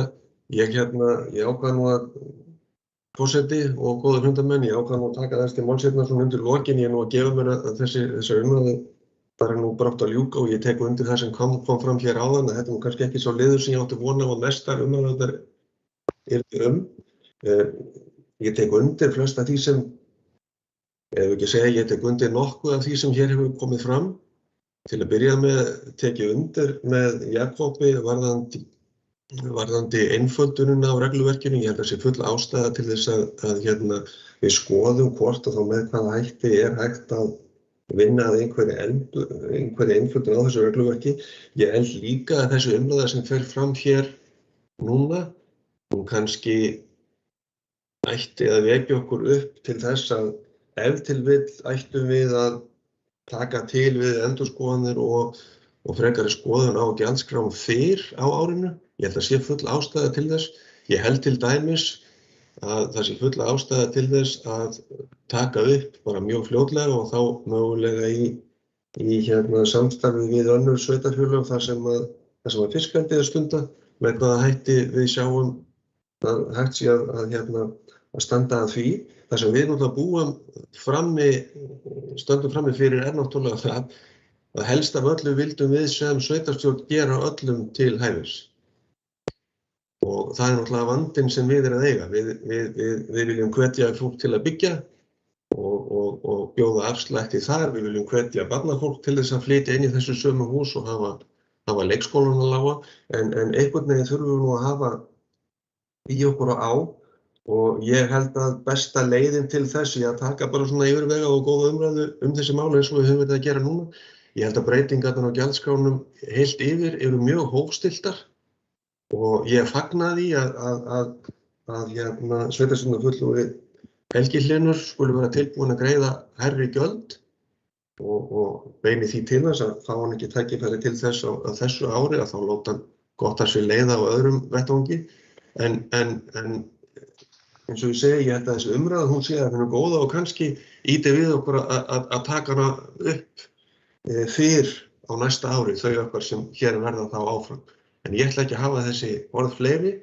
Takk. Takk fyrir það. Fleiri hafa ekki kvart sér hljóðs. Ég ætla að afhenda forseta aftur stjórn fundarins. Takk fyrir það. Fleiri hafa ekki kvart sér hljóðs undir þessum lið.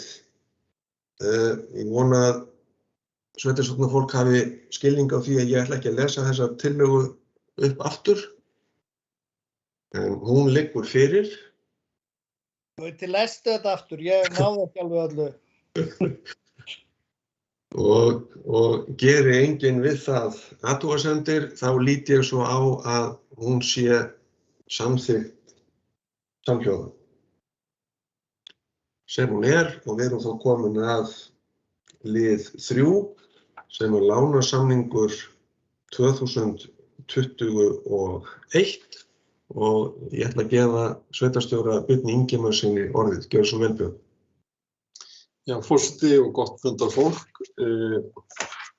Það liggur hér fyrir í rauninni tillaga byggðarráðs það að það verði samþykkt að sveitarfélagið taki lán hjá lánasjóði sveitarfélaga á 300 milljónum króna.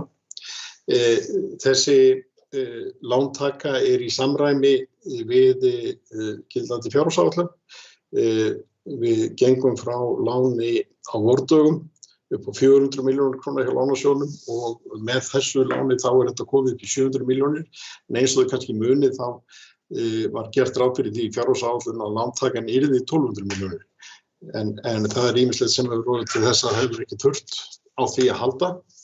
En þannig að ég vil bara fylgja því úr hlaði og koma því á framfæri að þetta í fullu samræmi við gildandi fjárhagsáætlun. Ekki meira. Takk fyrir þetta, Björn. Tillagan sem liggur fyrir fundinum, hún eftirfarandi. Sveitarstjórn Múlaþings samþykkir á fundi sínum þann 8. desember 2021 að taka lán hjá lánasjóði sveitarfélaga að höfuðstól allt að krónu 300 milljónir með lokagjalddaga þann 5. apríl 2034 í samræmi við skilmála og lánasamningi sem liggja fyrir á fundinu og sem sveitarstjórnin hefur kynnt sér. Sveitarstjórnin samþykkir að til tryggingarláninu höfuðstól vaxta, dráttarvaxta og kostnaðar standa tekjur sveitarfélagsins samanber heimild í 2. málsgrein 68. grein sveitarstjórnarlaga nr. 138/2011, nánar tiltekið útsvarstekjum sínum og framlögum til sveitarfélagsins úr jöfnunarsjóði sveitarfélaga. Lánið tekið til fjármögnunar og framkvæmdum ársins og endurfjármögnun afborgana eldri lána sem felur í sér að vera verkefni sem hefur almenna efnahagslega þýðingu samanber 3. grein laga stofnun opinbers hlutafélags lánasjóð sveitarfélaga nr. 150/2006. Jafnframt Birni Ingimarssyni, sveitarstjóra Múlaþings, kennitala 30-1254-4079 veitt fullt og ótakmarkað umboð til þess fyrir hönd Múlaþings að undirrita lánssamning við lánasjóð sveitarfélaga samanber framangreint sem og til þess að móttaka, undirrita og gefa út og afhenda hvers kyns skjöl, fyrirmæli og tilkynningar sem tengjast lánstöku þessari, þar með talið beiðni útborgun láns. Og orðið laust undir þessum lið.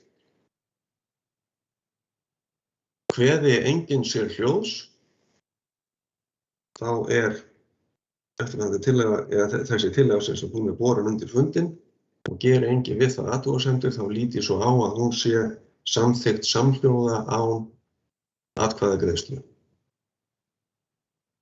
Og þá erum við komin að lið 4 sem beiðni stofnframlög til byggingar á hagkvæmu íbúðarhúsnæði í Múlaþingi. Fyrir liggur bókun byggðarráðs dagsett 16.11.2021 þar sem samþykkt að skipa fulltrúa sveitarfélagsins í stjórn og fulltrúaráð Bæjartúns HSES. Og eftirfarandi tillaga liggur frammi. Sveitarstjórn Múlaþings samþykkir að skipa Björn Ingimarsson sem fulltrúa Múlaþings í stjórn Bæjartúns HSES. Auk þess verði Berglind Harpa Svavarsdóttir og Eyþór Stefánsson skipuð sem fulltrúar Múlaþings í fulltrúaráð stofnunarinnar. Skipan framangreindra fulltrúa skal þó háð því að umsókn Bæjartúns HSES til HMS stofnframlag vegna fyrirhugaðra framkvæmda við Selbrún verði samþykkt. Og orðið laust undir þessum lið.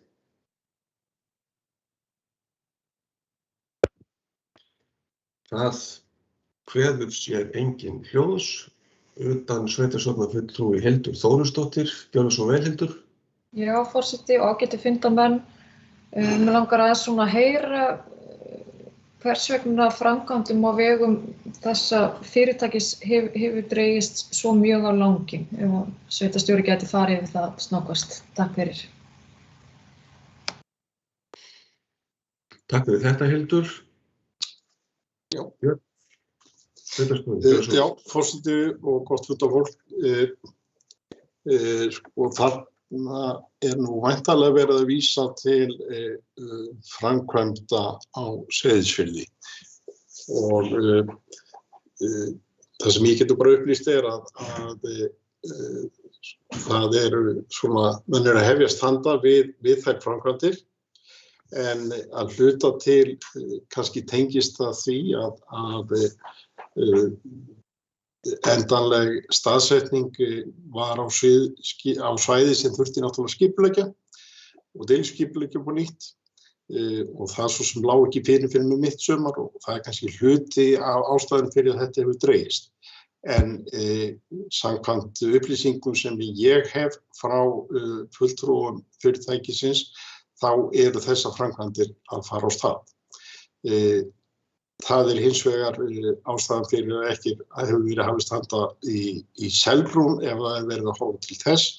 Þá lítur það náttúrulega að óvissu varðandi stofnframlög sem að ekki liggur fyrir niðurstaða úr ennþá. Ég vona að þetta svona skýri málið einhverju leyti. Takk fyrir þetta. Sveitarstjórnarfulltrúi Jakob Sigurðsson hefur beðið orðið. Gjörðu svo vel, Jakob. Takk fyrir forseti og gott fundarfólk. Langar aðeins ef Björn myndi fara aðeins inn á það með þetta stofnframlag hérna í Selbrúninni. Hver staðan á því? Hvenær að vænta frá HMS eitthvað þetta? Það alveg skell á eða hvað? Þú kannski bara fræði með þessu það eða okkur takk. Já, takk fyrir þetta, Jakob. Já, forseti, ef ég má bara bregðast við. Ég held að sé að vænta bara niðurstöðu úr þeim málum mjög fljótlega. Það fyrirhugaður fundur mín, fulltrúa Bæjartúns og HMS í lok þessara viku. Og á ég nú vona á því að mál skýrist þar. Takk. Takk fyrir þetta, Björn. Sveitarstjórnarfulltrúi Stefán Bogi Sveinsson hefur beðið orðið, ekki svo vel, Stefán. Jú, forseti og ágætt fundafólk. Ég ætlaði bara aðeins að blanda mér í þessa umræðu. Þeir aðilar sem standa þarna að baki Bæjartúni og raunar fyrirtækjur líka sem að nefnast Hrafnshóll og Nýjatún hafa sýnt einmitt tölverðin áhuga og viðleitni til þess að byggja innan þessa sveitafélags, og það er ekki bara það verkefni á Seyðisfirði, verkefni á Djúpavogi og svo þetta verkefni sem er í Selbrún í Fellabæ. Það er í sjálfu sér mjög gott og við höfum átt í ágætis samtali við þessa aðila, en því er ekkert að neita að hafa tafist aðeins eða svona, tafist, allavega vissulega voru gerðar væntingar til þess að uppbygging gengi hraðar í þeim verkefnum sem þeir hafa boðað, og sjálfsagt eru bara mjög margar mismunandi ástæður þar að baki. Það þurfti vissulega að finna því verkefni sem að var búið að samþykkja á Seyðisfirði, það átti eftir að finna því stað. Það tók ákveðin tíma, en eftir að því var lokið þá var það allavega mín trú að það væri hægt að halda áfram með nokkru hraði. En þá bætast við ýmsir hlutir sem við kannski erum farin að sjá býsna víða í samfélaginu. Það er skortur á verktökum starfsfólki, jafnvel hráefni, og ég veit svo sem ekkert hvað af þessu hefur haft áhrif á þessi tilteknu verkefni og hvað ekki. En staðreyndin er svo að það eru býsna mörg byggingaverkefni sem hafa svona tafist víða held ég land og af ýmsum ólíkum orsökum. En ég hins vegar mjög ánægður með það að þessir aðilar hafa verið býsna fylgnisir í því að sinna byggingaverkefnum út land, og við þurfum á því að halda að verktakar séu viljugir til þess að koma og byggja húsnæði, og það er sjálf sem mjög gott. Varðandi Selbrúnarverkefni per se að fannst manni það ekki góð tíðindi þegar HMS á sínum tíma afgreiddi ekki stofnframlög inn í þetta verkefni, en ég held að þar að baki hafa nú bara verið kannski eðlileg varkárni. Þetta verkefni gengur út af það að velta opinberu fé inn í íbúðabyggingu, og þá er mjög eðlilegt, kannski af fengin reynslu frá því fyrir nokkrum mánuðum síðan, er mjög eðlilegt að menn gæti þess mjög vel að þarna sé ekki bara straumur fjár úr opinberu sjóðum sem endi svo í vasa einhverja verktaka sem labbi í burti frá hálfkláruðum verkefnum. Þannig að ég kýs nú að líta svo á að HMS sé þannig bara að vinna sína heimavinnu og tryggja það að fjármunni sem eru settir í þetta gangi sannarlega til þess að lækka þetta íbúðaverð, gera þetta að hagstæðum kosti fyrir þann hóp sem við verðum að reyna að byggja fyrir.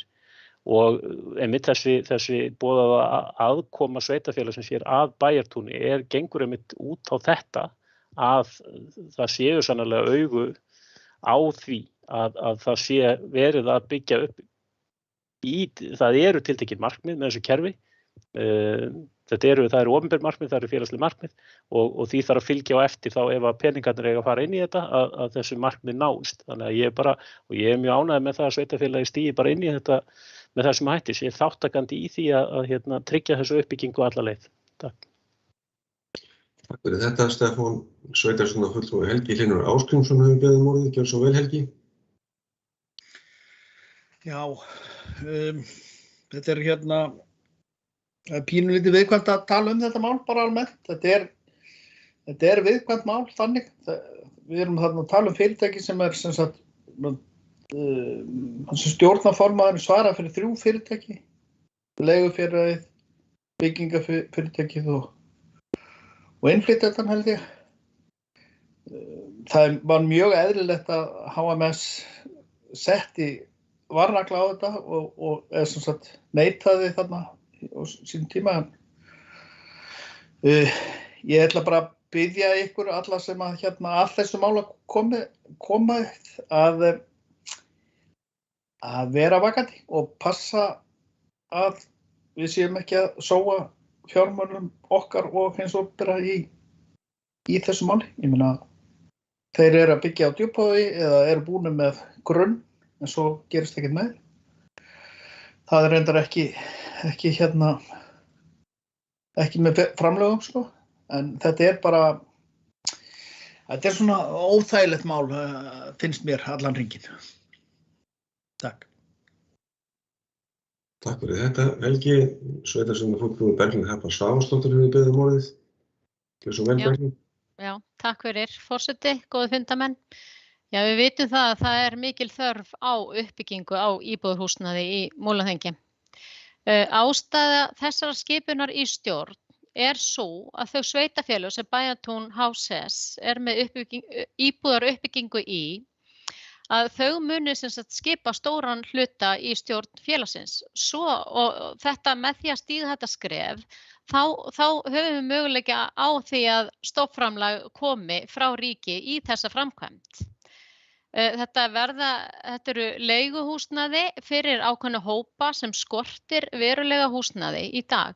Og þess vegna er bara mikilvægt að við stígum þetta skref svo úr þessum byggingaráformum þeirra innan alls Múlaþings. Og ég held líka að við erum með aðalega inn í stjórn og það akkúrat tekur það á þessum áhyggjum sem að margir lýsa hér og er að valda því að við séum ekki komið nógu vel áfram. Þannig að við höfum þá eftirlit og hægt að bregðast við inn í stjórn. Þannig að þetta er allavega ástæða þess að við erum að skipa aðila í stjórn og fulltrúaráð hjá þessu félagi. Þannig að þetta er bara ákveðið aðhald og eftirlit og við ýtum undir uppbyggingu á húsnæði í sveitarfélaginu.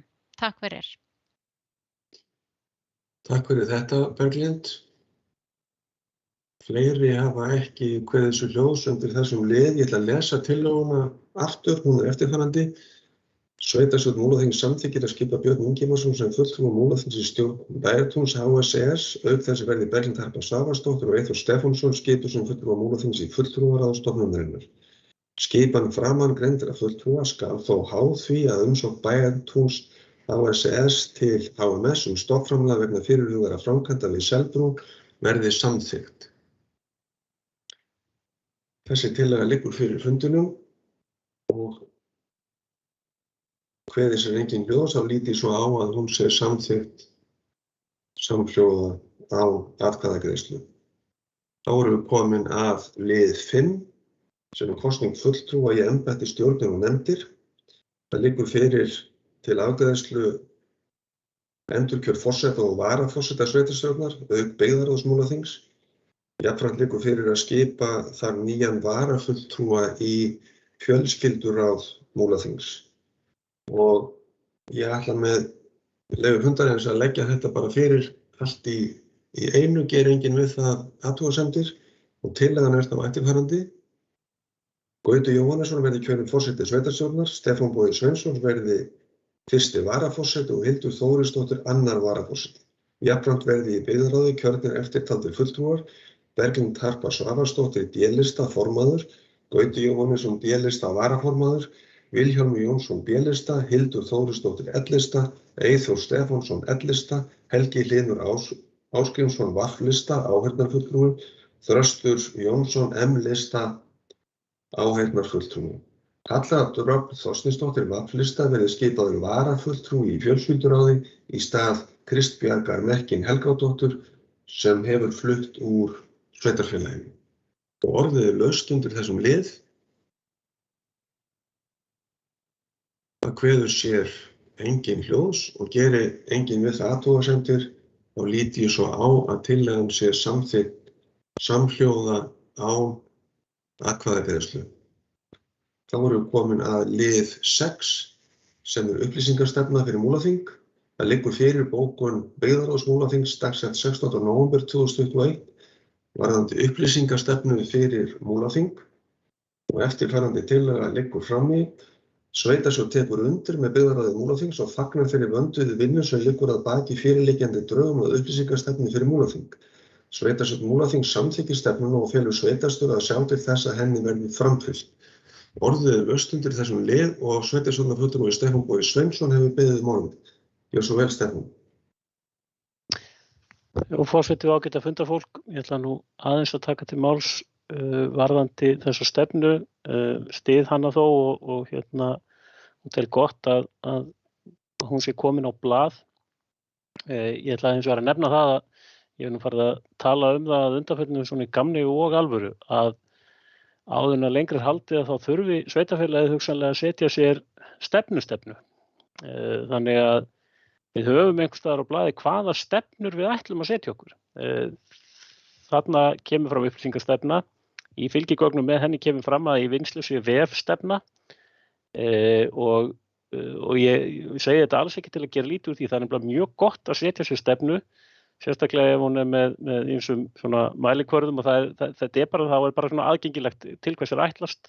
Við vitum það sjálf og íbúar og þeir sem að eigi samskipti við sveitarfélagið vita það líka. En ég held að það þurfi kannski aðeins að halda svolítið utan um þeim hvaða stefnur við erum með, hvað finnst okkur mikilvægt að við setjum okkur stefnu og við komum því síðan í ákveðna rútínu hvenær við endurskoðum slíka stefnu. Og ég minnist á vefstefnuna því að þetta kemur fram og ég velti því fyrir mér hvort að vefstefna sé einfaldlega ekki bara hluti af upplýsingastefnu og þetta verður þá hugsanlega samþætt þegar þú veist af því þessar stefnur eiga jú að vera lifandi plögg að því litum til og það þarf að endurskoða reglulega og uppfæra og kannski að þetta bara heima þarna undir. En eitt sem að ég vildi nefna líka sem að ég velti fyrir mig hvort ég heima í upplýsingastefnu af þessu tagi og kannski mál sem að ég get loksins farið að tjá mig inn á sveitarstjórnum vegna sem ég hættur að vinna á þeim vettvangi sjálfur og það varðandi auglýsingar sveitarfélagsins sem að ég get ekki séð að væri tekið sérstaklega á þarna og ég hef svo sem skilning á því að það er ekki hægt að taka allt fyrir í einu en ég vil bara orða það hér að það getur alveg verið full ástæða til að setjast yfir það og einhvern veginn móta stefnu það hvar og hvenar og hvernig sveitarfélagið auglýsir. Af því að það eru ýmsar mismunandi gerðir auglýsingar sem sveitarfélagið að birta, þær geta átt heima í mismunandi miðlum. Það hvernig sveitarfélagið auglýsir hefur líka bara gríðarlega áhrif á til dæmis rekstur staðbundinna miðla. Þannig að þetta eru hlutir sem að þurfa alltaf að koma til skoðunar og ég velti því fyrir mér hvort að slík svona umfjöllun ætti jafnvel heima undir upplýsingastefnunni. Þannig að það liggi líka þá bara fyrir hvar íbúar geta vænst þess að finna þær upplýsingar sem eru auglýstar. Oft að ræða auglýsingar sem að bera birta lögum samkvæmt og svo eru líka auglýsingar auðvitað fundi og viðburði og þess aftar og þetta getur átt heima í mismunandi miðlum eftir hvers eðlis auglýsingarnar eru. Mér langar bara að nefna örstutt dæmi það hvernig þetta getur skipt máli af því að og ég vona það að ég móki nú engan með því að segja það til dæmis að ég á mjög erfitt með að sjá það fyrir mér að sveitarfélagið Múlaþing ætti nokkru sinni að kaupa auglýsingu í Morgunblaðinu, bara svo að það dæmi sér tekið. Það er að hvorki dreifing þess, lestur þess, né í rauninni starfsemi blaðsins sem slíks að mínu viti réttlætir það. Og nú veit ég ekki hvort það hefur verið eitthvað ástund að kaupa auglýsingar í Morgunblaðinu ekki, það skiptir ekki máli. En ég held að við þurfum að nálgast þetta svona, við þurfum að velta fyrir okkur hvar ætlum við að setja auglýsingapeningana. Og það ég get svona tekið dæmi án þess að nefna neitt sérstaklega og það kemur úr öðru sveitarfélagi þar sem að vill svo til að ég þekki til. Að á endanum að þá ákvað þar aðili sem að hélt utan auglýsingabirtingar að hleypa einni svona mokkaauglýsingu í gegn bara svo að viðkomandi starfsmaður áttaði sig á því í fyrsta lagi hvað er kostuð. Þannig að þú veist, af því að það var einhvern veginn innbyggt í einhverja tiltekna deild eða svið að það yrði að auglýsa í Morgunblaðinu sem er bara meinloka. Þannig að þú veist, ég nú segja ég hata ekki Morgunblaðið út á lífinu, svo það komur nú fram. En þetta er bara spurningin það að við mótum okkur skýra stefnur líka þannig að þeir sem að vinna á þessu vettvangi viti að hverju þeir ganga.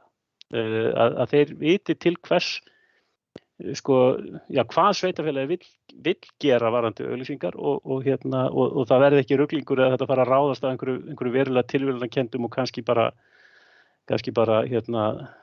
einhverjum ævagömlum forsendum sem ekki eru í gildi lengur. Takk.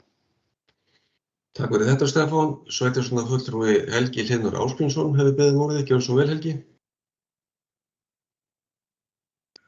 Já, ég vildi nú aðalega bara þakka Stefán Boga fyrir skemmtilegu umræðu Morgunblaðið. Ég hafði mjög gaman að þessu og að sjá þennan klofning í meirihlutanum flokksgagn Gauta. En þetta er algjörlega rétt sem að Stefán Bogi að segja með til dæmis erum við að nota Bændablaðið sem er lesið ofboðslega mikið, held ég á svæðinu, sko. Það voru aðalega bara að hafa gaman að þessu. Takk. Það er gott er skemmt. Þakka þér fyrir. Sveitarstjórnarfulltrúi Þröstur Jónsson hefur beðið um orðið. Gjörðu svo vel, Þröstur. Já, forseti, aðrir fundarmenn, ég bara eiginlega mátti til, vistamenn að hafa gaman að þessu, sko, að því að það verður ráðast á Morgunblaðið, það er náttúrulega ekki vegna þess að þetta er sjálfstæðismálgagn, þetta er nú flestir farnir að kalla þetta miðflokksmiðilinn, þannig að það er nú sennilega þess vegna sem Stefán ræðist svona á Morgunblaðið. Að öðru leyti ætla ég að taka undir þetta á Stefáni, mér finnst það bara mjög skemmtileg aðkoma á. Og þetta með stefnu, það er náttúrulega til einhver safn í Eyjafirði sem heitir Safna og maður hlóða þessu við, sko, en svo fór maður á þetta safna, þetta var mjög merkilegt safn og ég held að sé sama með þetta að ég held að sé þetta mjög sniðugt að búa til stefnu þær stefnu sem að sveitarfélagið vill móta sér. Takk fyrir. Takk fyrir þetta, Þröstur. Sveitarstjórnarfulltrúi Eyþór Stefánsson hefur beðið um orðið. Gjörðu svo vel, Eyþór. Já, forseti og annað fundafólk. Það verður líkast til kafli Morgunblaðið í stefnu Múlaþings, heyrist mér. En við erum að ræða hérna upplýsingastefnu Múlaþings. Mér langaði nú bara að koma hérna upp og fagna alveg sérstaklega einu atriði sem þar kemur fram, sem að þar stendur, með leyfi forseta, að stefnt er að því að gögn sem tekin eru fyrir á fundum verði aðgengileg með fundagerðum að því gefna birting sé í samræmi við reglur og lög. Þetta held ég að auðveldi þeim sem vilji fylgjast með því hvað við erum að gera mjög lífið og geti haft mjög jákvæð áhrif á bara umræðuna almennt þegar mann geta séð fyrirliggjandi gögn. Já, og vildi bara fagna því sérstaklega. Takk. Takk fyrir þetta, Eyþór. Forseti hyggst taka til máls og biður fyrsta varaforseti að taka við stjórn fundarins. Jú, það er Gauti Jóhannesson, sveitarstjórnarfulltrúi sem hefur beðið um orðið og fær það hér með. Gjörðu svo vel. Takk fyrir það, forseti, góði fundarmenn. Það er margt komið gott fram hér. Ég þeirra skoðanar að þessi upplýsingastefna eins og hún framsett, hún sé afskaplega vel unnin. Ég tek undir með sveitarstjórnarfulltrúa Eyþóri Stefánssoni varðandi birtingu efnis með fundargerðum. Þetta einfaldar mjög fyrir íbúa að fylgjast með einstaka málum. Þetta var gert í Djúpavogshreppi gamla og gafst mjög vel, þannig að ég fagna því. Annað sem að ég held að við þurfum að skoða, ekki síður talandi stefnur. Og það er hvaða stefnu við ætlum að taka á ásýnd og ímynd sveitarfélagsins. Við þurfum að marka okkur hana sömuleiðis og ég held að það þurfi að skoðast sömuleiðis í tengslum við upplýsingastefnuna. Og þetta er eitthvað sem að sveitarfélög víða land eru að leggja töluverða vinnu í og þetta er eitthvað sem ég held að við þurfum endilega að skoða líka, þannig að við mörkum okkur hvaða ásýnd við ætlum að hafa, hvaða brag við ætlum að hafa á því sem að frá okkur kemur. Og þá rifjast upp fyrir mér heimasíða Borgarfjarðarhrepps gamla, þar sem á starfsmannarsíðunni var mynd af górillu í staðinn fyrir Jónar Þórðarsyni. Ég er nú ekki að leggja til að við förum alveg þangað, en ég held samt sem áður að við þurfum að vera meðvituð það með hvaða hætti við ætlum og hvernig við ætlum að líta út. Og svo varðandi auglýsingarnar og hvað við birtum auglýsingar, þá verður það náttúrulega algjörlega að fara eftir þeim markhópi sem við erum að höfða til hverju sinni. Morgunblaðið eða ekki, en ég held að það sé náttúrulega það sem að hljóti að skipta mestu máli, þar sem að dreifingin er mest og hvers á markhópur sem við erum að höfða til. Takk fyrir. Já, Gauti Jóhannesson hefur lokið máli sínu. Hildur Þórisdóttir, sveitarstjórnarfulltrúi, hefur beðið um orðið og ég fel forseta aftur stjórnfundarins. Gjörðu svo vel, Hildur. Forseti og ágæti fundarmenn, ég bara fagna þessar umræðu. Þetta er bara virkilega góð umræða og margir fínir punktar sem komu fram hjá Stefáni Boga sem opnaði á þetta.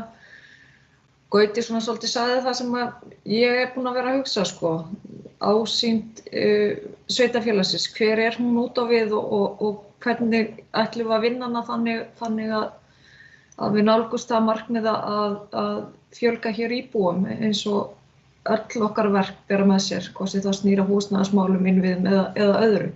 En ég legg til að við förum í dálítið alvarlega umræðu og jafnvel vinnu við það að skoða hvernig eigi að auglýsa eða markaðssetja sveitarfélagið út á við. Við sem búum hér vitum að hér gott að vera, hér gott að alveg börn, en við þurfum líka að láta vita að því á landsvísu, eins og dæmi eru til Takk fyrir. Takk fyrir þetta, Hildur. Fleiri hafa ekki kveðið sér ljós undir þessum lið. Ég ætla að lesa tillöguna aftur. Hún eftirfarandi. Sveitarstjórn tekur undir með byggðarráði Múlaþings og fagnar þeirri vönduðu vinnu sem liggur að baki fyrirliggjandi drögum að upplýsingastefnu fyrir Múlaþing. Sveitarstjórn Múlaþings samþykkir stefnuna og felur sveitarstjóra að sjá til þess að henni verði framfylgt.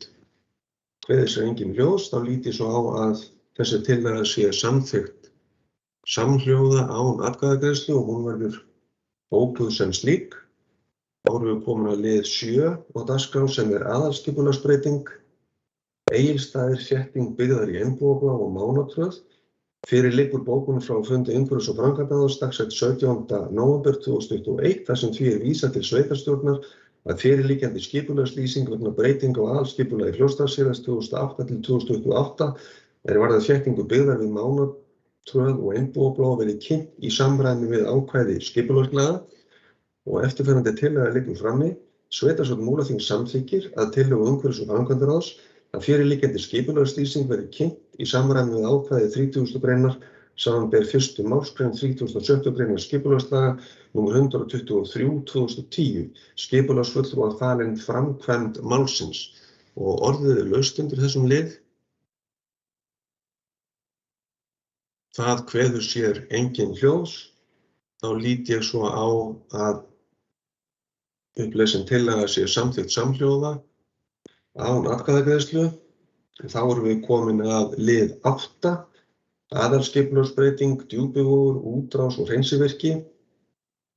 Fyrir liggur bókun frá fundi umhverfis- og framkvæmdaráðs dagsett 24.11.2021 þar sem því vísað til sveitarstjórnar að unnin verði breyting á aðalskipulagi Djúpivogshrepps sem gerir ráð fyrir fyrirhuguðum framkvæmdum við fráveitukerfi og eftirfarandi tillaga liggur frammi að tillögu umhverfis- og framkvæmdaráðs samþykkir sveitarstjórn að unnin verði breyting á aðalskipulagi Djúpivogshrepps sem gerir ráð fyrir fyrirhuguðum framkvæmdum við fráveitukerfi.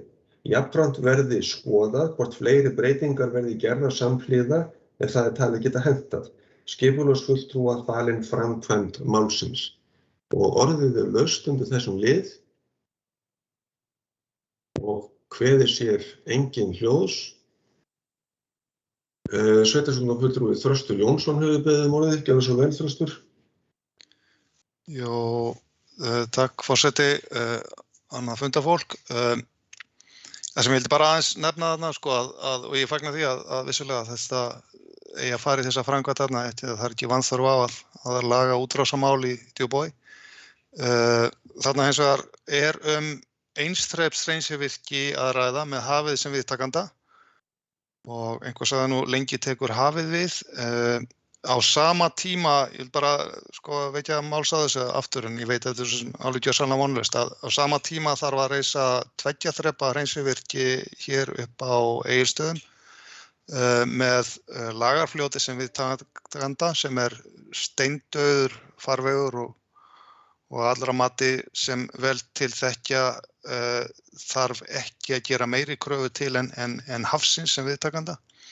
Og þetta er sem sagt einhverja reglugerðir og ekki síst frá sennilega Evrópubandalaginu hefur skilið rétt sem kostar sveitarfélagið fleiri 100 milljónir fyrir vikið og ég vildi bara koma þess á framfæri aftur. Þannig er svona, koma að segja, bara óréttlæti í rauninni af því að það er ekki hlusta á heimamenn sem best þekkja til. Takk fyrir. Takk fyrir þetta, Þröstur. Sveitarstjórnarfulltrúi Helgi Hlynur Ásgrímsson hefur beðið orðið. Gjörðu svo vel, Helgi. Já, takk. Ég vil bara aðalega fagna þessu að þetta sé loksins komið á þennan stað. Þetta er með ólíkindum hvað þetta er búið að veltast fyrir fyrst sveitarstjórn á Djúpavogi, svo ber ég einhverja ábyrgð sem stjórnarmaður í HEF Og það eru 2 ár alveg að verða síðan að ákvörðun var tekin þetta og nú þetta að fara í aðalskipulagsbreytingu. Þetta eru vinnubrögð sem að bara við skulum afleggja og þá á ég alveg sko, ég tek alveg á mig hluta af þessu, sko, við þurfum að komast að því hvenær við þurfum að fara í aðalskipulagsbreytingu og hvenær ekki. Og það þarf að liggja miklu ljósar fyrir. Þetta er algjörlega út úr korti að þetta tæki svona langan tíma. Þetta er ekkert eina dæmi, þetta er mörg blábjörg hérna, sko. Þetta er hérna, þetta þurfum við að laga. Og þetta er ekkert við einhvern einn að sakast. Þetta er, sko, það er röð mistaka og já, ég kalla það verkferðlega kannski, ég veit það ekki. Sambandi við 1 eða 2 þrep sem Trausti var að tala sko, það er mjög trúlegt að það þurfi að bæta við fleiri þrepum síðar, sko. Og hérna, það hreinsast ekkert skolpið við að fara út í lagaflutið og það fer svo út í sjó, sko. Þannig að hérna, það er mjög trúlegt að það verði komið þær kröfur sem við komumst ekki hjá innan ekki margra ára að hreinsunum verði allavega 2 þrepa. En ég fagna þessu. Takk. Takk fyrir þetta, Helgi. Sveitarstjórnarfulltrúi Stefán Bogi Sveinsson hefur beðið orðið. Gjörðu svo vel, Stefán. Jú, forseti og að geta funda fólk. Ég ætlaði nú bara einmitt í tilefni og orðum Helga Hlyns Ásgrímssonar sveitarstjórnarfulltrúa hér að taka auðvitað undir það að þetta er alltaf langur tími sem að líður þarna og kannski eitt dæmi það að einhvern veginn að þeir sem að vinna að framkvæmdum virðast ekki átta sig á tengslunum við skipulagið. Ég ætlaði nú að líka bara bæta við einu mögulegum sökutólki sem eru sko þeir sérfræðingar sem hafa verið fengnir til að vinna að verkefninu. Ég var mjög erfitt með að skilja af hverju það hafi ekki komið sko, skýrari meldingar úr þeirri átt þennan þátt, þennan skipulagsþátt, sko. Þannig að, en það svo sem kannski græðir enginn eitt á því að benda fingurum á einhverju fleiri, sko. Þetta er bara, en það sem að, ef maður fer í poljónuleikin, að þá það að við skulum yfir höfu verið að tala það núna, að þetta hafi ekki verið nóg gott, það er þó vísbending það. Við erum farin að skilja sjálf betur hvernig þessi verkefni þurfa að virka. Við erum fleiri orðin meðvituð það að það þarf að byrja á því að skoða skipulagið. Það er bara alltaf fyrsti viðkomustæður af því að þú lendir í vandræðum seinna í ferlinu ef þú gerir það ekki upp að því. Og þarna þetta kemur það í ljós að gildandi aðalskipulag Djúpavogshrepps gerði alls ekki ráð fyrir hreinsun af þessu tagi og við því þarf að bregðast og bara gott að skuli vera komið á rekspöl. Ég ætla nú bara að nefna í sambandi við þetta líka því að það kemur kannski pínu kryptískur texti inn í þessa tillögu varðandi það að svona ef eitthvað annað sem að hentar að grípa með í sko vinnuna. Það er alveg tilefni fyrir því af hverju þetta er þarna. Það eru þetta í tengslum við sko fiskvinnslu og fyrirhuguð frekari umsvif vinnslu á Djúpavogi að þá hefur komið erindi sem varðar einmitt sko fráveitu frá vinnslunni og það var bara mjög gott og er mitt gott dæmi mikilvægi þess að það sé góð upplýsingagjöf eða bara samskipti yfir höfuð á milli aðila sem eru standa í atvinnurekstri og sveitarfélagsins. Það er að segja að þessir aðilar orði sínar þarfir og sínar áætlanir við sveitarfélagi svo að sé hægt að vinna með það og þá er vonandi hægt að taka þetta svolítið saman í þessu skipulagsferli að gera ráð fyrir og af því að þetta eru jú eðli sínu mjög sambærilegir hlutir, það er að segja þetta eru fráveitulagnir sem er að ræða. Þannig að augun eru á því verkefninu, þetta getur vel verið að það sé svona eitt og annað sem væri hægt að stinga þarna með inn í þetta ferli, göngustígagerð og eitthvað þess háttar. Þannig að já, takk. Takk fyrir þetta, Stefán. Fleiri hafa ekki kveðið þessu ljósum til þessum lið. Ég ætla að lesa tillöguna aftur, hún er eftirfarandi.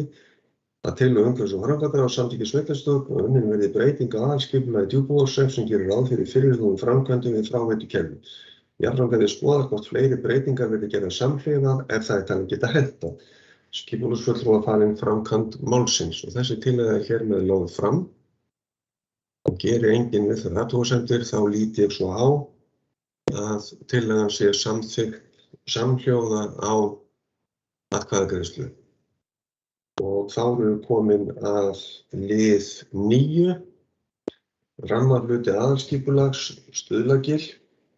Fyrir liggur bókun frá fundi umhverfis- og framkvæmdaráðs dagsett 1.12.2021 þar sem lagt er til við sveitarstjórnar skipulagslýsing fyrir rammaskipulag sem unnið er að í kringum Stuðlagil og Jökuldal verði auglýst og kynnt og eftirfarandi tillaga liggur frammi að tillögu umhverfis- og framkvæmdaráðs samþykki sveitarstjórn að fyrirleggja til skipulagslýsing fyrir rammaskipulag sem unnið er að í kringum Stuðlagil og Jökuldal verði auglýst og kynnt.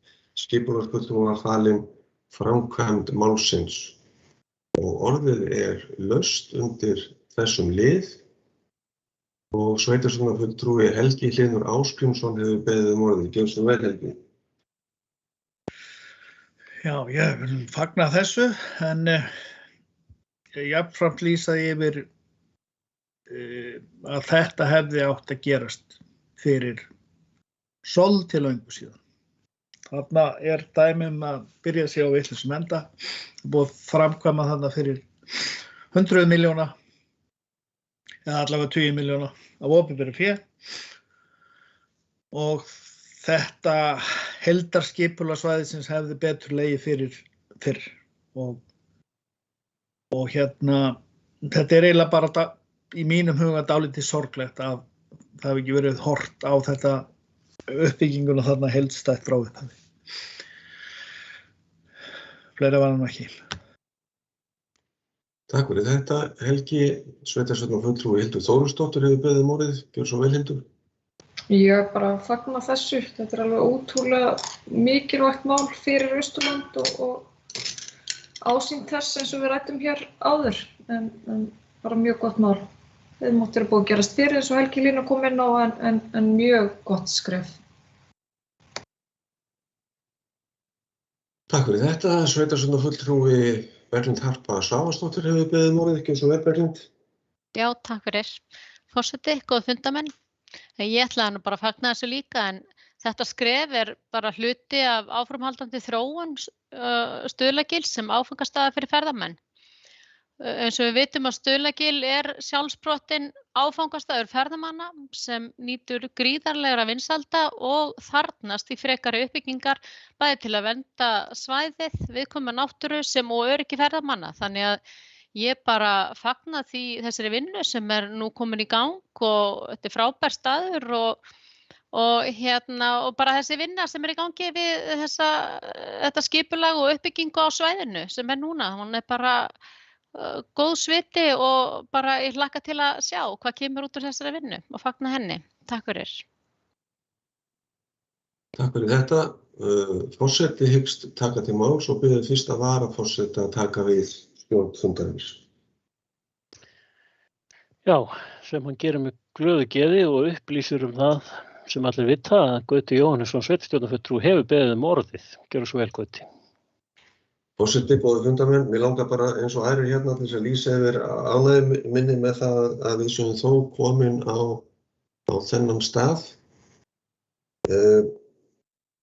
Ég vil líka fagna framsýni íbúa og landeiganda þarna að taka þátt í þessu verkefni og ég vil líka vekja athygli á því að við sem sveitarfélag þurfum í framtíðinni og eftir því sem þessu verkefni vindur fram að standa dálítið á tánum og standa með landeigendum sem ég lít á að hluta til sem fórnarlömb ákveðinna aðstæðna þarna. Þarna verður til eins og sveitarstjórnarfulltrúi Berglind Harpa Svavarsdóttir kom inn á.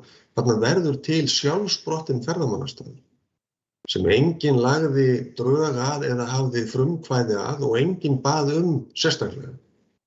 Viðbrögð landeiganda hafi verið þau að reyna að bjarga sér eins og best er hægt að gera. En ég legg bara á það áherslu að við sem sveitarfélag við höldum áfram að reyna að styðja við landeigendur í þeirra starfi og við tökum hlutverk okkar sem millilið í samskiptum við við ríkisvaldið alvarlega. Það eitt af markmiðunum sem voru sett í tengslum við þetta verkefni var meðal annars það líka að samræma aðkomu opinberra aðila að verkefnum eins og þessum. Af því að við skulum átta okkur á því að Stuðlagil bara gangi fyrirætlanir ríkisvaldsins eftir að dreifa ferðafólki landið, þá Stuðlagil bara einn af mörgum stöðum sem á eftir að lenda í svipaðri aðstöðu. Og það ekki boðlegt að landeigendur sjálfir skulu þurfa að standa í ströggli við það að tryggja samgöngur, rafmagn og fjarskipti á þessa staði.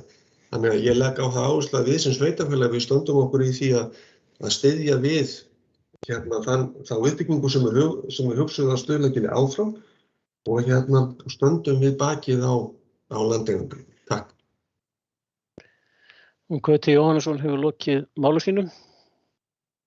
Það ekki fleiri hvart til hljóðs. Ég velti fyrir mig hvað gerist ef ég afhendi forseta bara ekkert fundinn aftur, hvort ég má þá stjórnunum að vild. Það réttast nú sennilega að forseti sveitarstjórnar taki aftur við, gjörðu svo vel. Forseti neitar því ekki að hann sótti beigur tímabundið. En tillagan sem liggur frammi, hún eftirfarandi, ég ætla að lesa hana aftur. Að tillögu umhverfis- og framkvæmdaráðs samþykki sveitarstjórn að fyrirliggjandi skipulagslýsing fyrir rammaskipulag sem unnið að í kringum Stuðlagil og Jökuldal verði auglýst og kynnt, skipulagsfulltrúa falin framkvæmd málsins. Hreyfi enginn við því andanum, þá lít ég svo á að tillagan sé samþykkt samhljóða án atkvæðagreiðslu og vindur nú dagskránni fram. Við erum komin á lið 10, lóðalegur samningur og samþykkt úthlutun lóða endurskoðun. Fyrir liggur bókun frá fundi umhverfis- og framkvæmdaráðs dagsett 1.12.2021 þar sem drögum að endurskoðun samþykktar úthlutun lóða í Múlaþingi vísað til sveitarstjórnar til afgreiðslu. Að ræða breytingar vegna uppfærslu og byggingarstaðli IST 51/2021 auk orðalags. Eftirfarandi tillaga liggur frammi að tillögu umhverfis- og framkvæmdaráðs samþykki sveitarstjórn fyrirliggjandi breytingar og samþykktum úthlutun lóða hjá Múlaþingi og felur framkvæmd og umhverfismálastjóra Múlaþings að koma breytingum á. Orðið laust undir þessum lið. Það kveður sér engin hljóðs undir þessum lið og því lít ég svo á að tillagan sé samþykkt samhljóða án atkvæðagreiðslu. Þá erum við komin að lið 11 sem verndarsvæði í byggð, Egilsstaðir. Það liggur fyrir bókun frá fundi umhverfis- og framkvæmdaráðs dagsett 1.12.2021 þar sem lagt til við sveitarstjórn að fyrirliggjandi tillaga að verndaráætlun í byggð verði auglýst og eftirfarandi tillaga liggur frammi að tillögu umhverfis- og framkvæmdaráðs samþykkir sveitarstjórn fyrirliggjandi tillaga að verndaráætlun fyrir byggðina í elsta hluta Egilsstaðabæjar og felur skipulagsfulltrúa að auglýsa hana. Og orðið laust undir þessum lið. Það kveður sér engin hljóðs og gerir enginn við það athugasemdir, þá lít ég svo á að tillagan sé samþykkt samhljóða án atkvæðagreiðslu. Þá erum við komin að lið 12, ályktun á aðalfundi félags eldri borgara á Fljótsdalshéraði 28. maí 2021.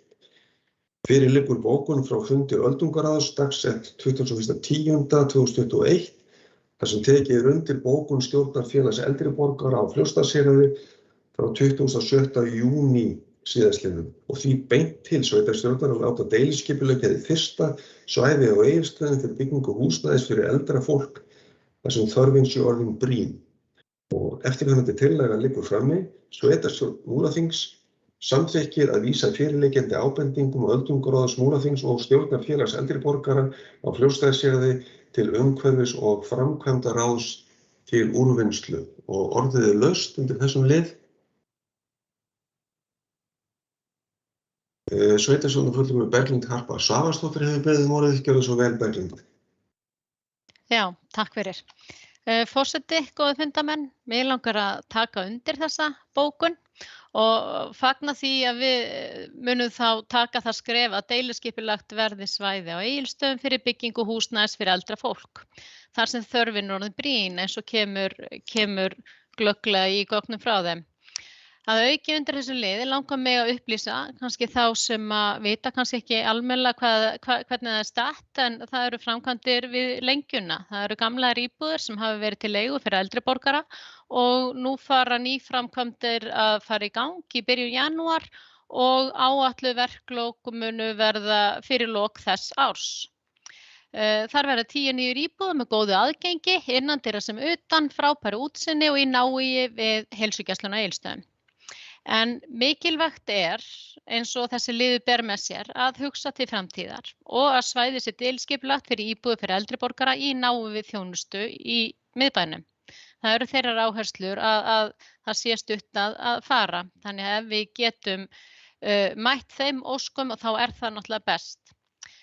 Svo langar mig líka að koma áherslur ríkisins fyrir alþingiskosningarnar eða áherslur fyrir alþingiskosningarnar í kosningunum þá var það einmitt að eldra fólk gæti búið í sínum íbúðum og fengið öflugri þjónustu heim í stað þess að þurfa að leggjast inn á stofnun til þess að fá ákveðna þjónustu.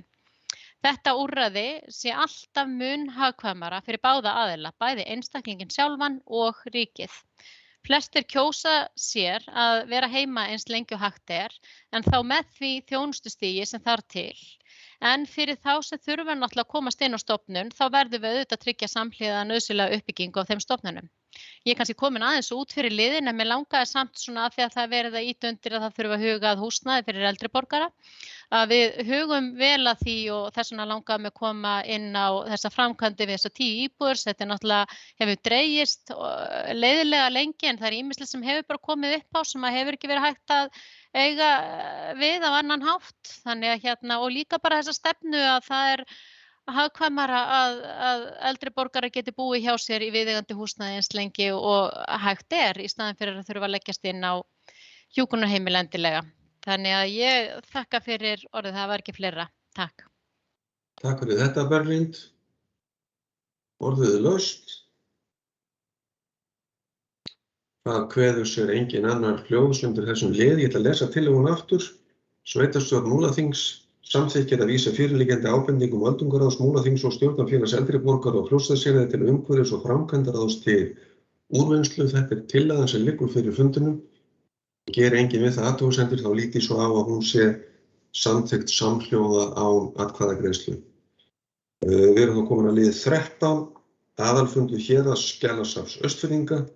Það liggur fyrir boð á aðalfund Héraðsskjalasafns Austfirðinga sem haldinn verður föstudaginn 10. september 2021 fjarfundarbúnað og eftirfarandi tillaga liggur frammi. Sveitarstjórn Múlaþings samþykkir að fela Birni Ingimarssyni sveitarstjóra og Hrund Erlu Guðmundsdóttur skjalastjóra til vara að sitja aðalfund Héraðsskjalasafns Austfirðinga fyrir hönd sveitarfélagsins haldinn verður í fjarfundarbúnað föstudaginn 10. desember 2021. Orðið laust undir þessum lið. Það kveður sér engin hljóðs og þá lít ég svo á að þetta sé samþykkt samhljóða án atkvæðagreiðslu. Við erum þá komin að lið 14 sem eru skýrslur heimastjórna og við gerum þetta eins og venjulega. Við tökum skýrslur heimastjórna fyrir í stafrófsröð og ég gef Eyþóri Stefánssyni, formanni heimastjórnar á Borgarfirði orðið. Gjörðu svo vel, Eyþór. Já, takk fyrir það, virðulegi forseti og annað fundafólk. Frá síðustu sveitarstjórnarfundi höfum við í heimastjórn Borgarfjarðar haldið 2 fundi. Við kölluðum til aukafundar til þess að afgreiða deiliskipulag snýr að gamla frystihúsinu á Blábjörgun og stækkun þær framkvæmdir sem menn ráðast í þar sem við vildum reyna tryggja að sveitarfélagi flýtti þessu ferli eins og unnt væri og tókum ekki fleiri mál á dagskrá á þeim fundi. Svo héldum við fund síðastliðinn mánudag. Þar voru 7 mál á dagskrá og það sem ég vil kannski svona helst segja frá að við erum með mál á dagskrá sem heitir uppbygging atvinnuhúsnæðis á Borgarfirði og við höfum verið í samstarfi með brothættum byggðum eða verkefnisstjóra brothættra byggða sem reyndar situr í heimastjórn, þannig að það er spurning hvernig það samstarf en allavega undir formerkjum brothættra byggða og heimastjórnar þá lögðum við fyrir sem sagt könnun sem allir íbúar máttu svara eða allir sem vildu máttu svara og fólst í því að reyna að meta þörfina fyrir atvinnuhúsnæði á svæðinu og það komu svör sem að ég held að megi segja að sé alvara í og við gerum þetta á grundvelli þess sem segir í annarri grein erindisbréf heimastjórnar Borgarfjarðar að heimastjórnin skuli stuðla að hvers konar samstarfi innan byggðarhlutans og það stendur jafnframt heimastjórnin vettvangur samráðs íbúa félagasamtaka atvinnulífs og sveitarfélagsins og virkur þátttakandi í stefnumótun byggðarhlutans. En allavega það sem kom út úr þessari könnun var að það eru ákveðnir aðilar sem vilja skoða það hvort það sé hægt að reisa hér atvinnuhúsnæði og svo höfum við samþætt inn í þetta mál húsnæðisvanda björgunarsveitar og slökkviliðs sem staðsett í húsi sem við köllum Heiðina og það kom sem sagt minnisblað frá Húsnæðis- og mannvirkjastofnun að þetta tiltekna húsnæði væri ekki alveg fullnægjandi fyrir starfsemi slökkviliðs og jafnframt það eðli björgunarsveita að safna sér dóti og það stutt í að þetta springi eða þetta húsnæði sprengi af sér og þetta húsnæði sem í eigu, ef ég man rétt, 75% í eigu sveitarfélagsins og 25% í eigu björgunarsveitarinnar og við mynduðum sem rýnihóp sem fór svona yfir hvaða skrefmenn vildu fikra sig áfram í þessu máli og þar voru fulltrúar frá sveitarfélaginu, björgunarsveitinni, slökkviliðinu og heimastjórn og fleiri og það var ákveðið að sjá hvort það væri einhver glæta í því að björgunarsveitin keypti aukna hlutdeild í Heiðinni þannig að þar yrði þá mögulega húsnæði viðbragðsaðila á einum stað og sú starfsemi sem þyrfti að víkja sem var í þessu tilfelli endurvinnslan henni yrði mögulega fundin annar staður eða jafnvel að taka þá kannski þátt í þessu atvinnuhúsnæði sem við erum alltaf kannað. Þetta allt saman á mjög miklu frumstigi og það ekkert verið menn ekkert að leggja upp með það að sveitarfélagi eigi að styrkja atvinnurekendur til þess að byggja eitthvað, heldur maður kannski frekar að hugsa hvort að sveitarfélagi geti tekið þátt í því eða það réttlætanlegt að því vanti aðstöðu hér. Þannig að ég held að það sé það sem ég ætlaði að segja um þetta mál. Svo erum við svo það sem var fleira tekið fyrir á þessum fundi, það Hafnarvegurinn, hann mjög mjór og það hefur borið á því að menn hafa keyrt út af hreinlega þegar menn að mætast þarna. Á háanna tíma þarna umferð stórra ökutækja og svo minnkar það ekki umferðin að þarna nú helsti áfangastaðurinn hérna í Hafnarhólmanum. Þannig að þarna frekar mikil umferð og mikilvægt að breikka þennan veg enn meir en var gert 2018 frekar en 19 ef ég man rétt. Svo fengum við í heimsókn fulltrúa frá umhverfisráðuneytinu. Það vill svo til að heimastjórnir fara með verkefni náttúruverndarnefnda og við boðum til okkur á fund fulltrúar umhverfisráðuneytinu og þar sem við vorum frædd friðlýsingar hvernig þær virka og það var mikil ánægja með þetta erindi. Þetta var fræðandi og gott. Svo tókum við, síðasta mál sem ég ætla að segja frá, það tókum við fyrir vetrarþjónustan í dreifbýli og milli byggðakjarna. Okkur finnst, við vildum bara koma því aftur aðeins á dagskrá varðandi það að Vatnsskarðið ekki opnað alla daga vikunar og beindu því til sveitarstjórnar þannig að við getum rætt þetta á janúarfundi okkar. En við bókuðum sem þetta á það leið heimastjórn beinið því til sveitarstjórnar Múlaþings að koma ofangreint á framfæri sem fjallaði hennan laugardagsopnun hana og hún þrýsti á stjórnvöldum að heimila vegagerðina að breyta þjónustuflokkum og vegum sem liggja innan fjölkjörna sveitarfélaga. sem að mér finnst persónulega sem ríkið ætti að kynna sér svona ákveðna gulrót til þess að hvetja til sameiningar sveitarfélaga, að það sé auðveldara að breyta þessum þjónustuflokkum innan fjölkjörna sveitarfélaga. Ég veit ekki ennþá hvort það góð hugmynd, en mér finnst það í augnablikinu. En ég læt þetta duga, takk. Takk fyrir þetta, Eyþór. Þá var komið að formanni heimastjórnar á Djúpavogi, sveitarstjórnarfulltrúi Helgi Hinn Ásgrímsson, gjörðu svo vel. Já, heimastjórn fundaði tvisvar.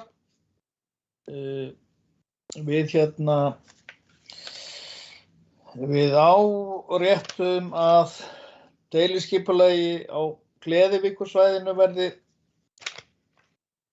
lokið sem fyrst. Þetta held ég 4. ályktun heimastjórnar það mál.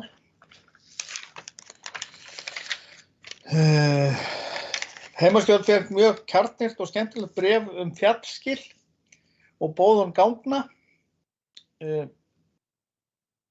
Og við ályktuðum það að við teljum gagnlegt að fara yfir fjallskilamál í sveitarfélaginu í heild. Við ályktuðum Sittaslow að fara þess á leit og bara hugsa það sjálf og hugsa það sem sagt Sittaslow sofna ekki, að það gleymist ekki í stóra samhenginu. Starfsmaðurinn sem var yfir því á Djúpavogi að hætta. Þetta þarf að vera vafið inn í alla starfsemi þar og það þarf einhver innan stjórnsýslunnar að bera ábyrgð á því. Svo ályktuðum við að sveitarstjórn myndi hjálpa okkur að þrýsta á færslu þjóðvegarins við Teigarhorn. Það er rúmlega kílómeterskafli sem á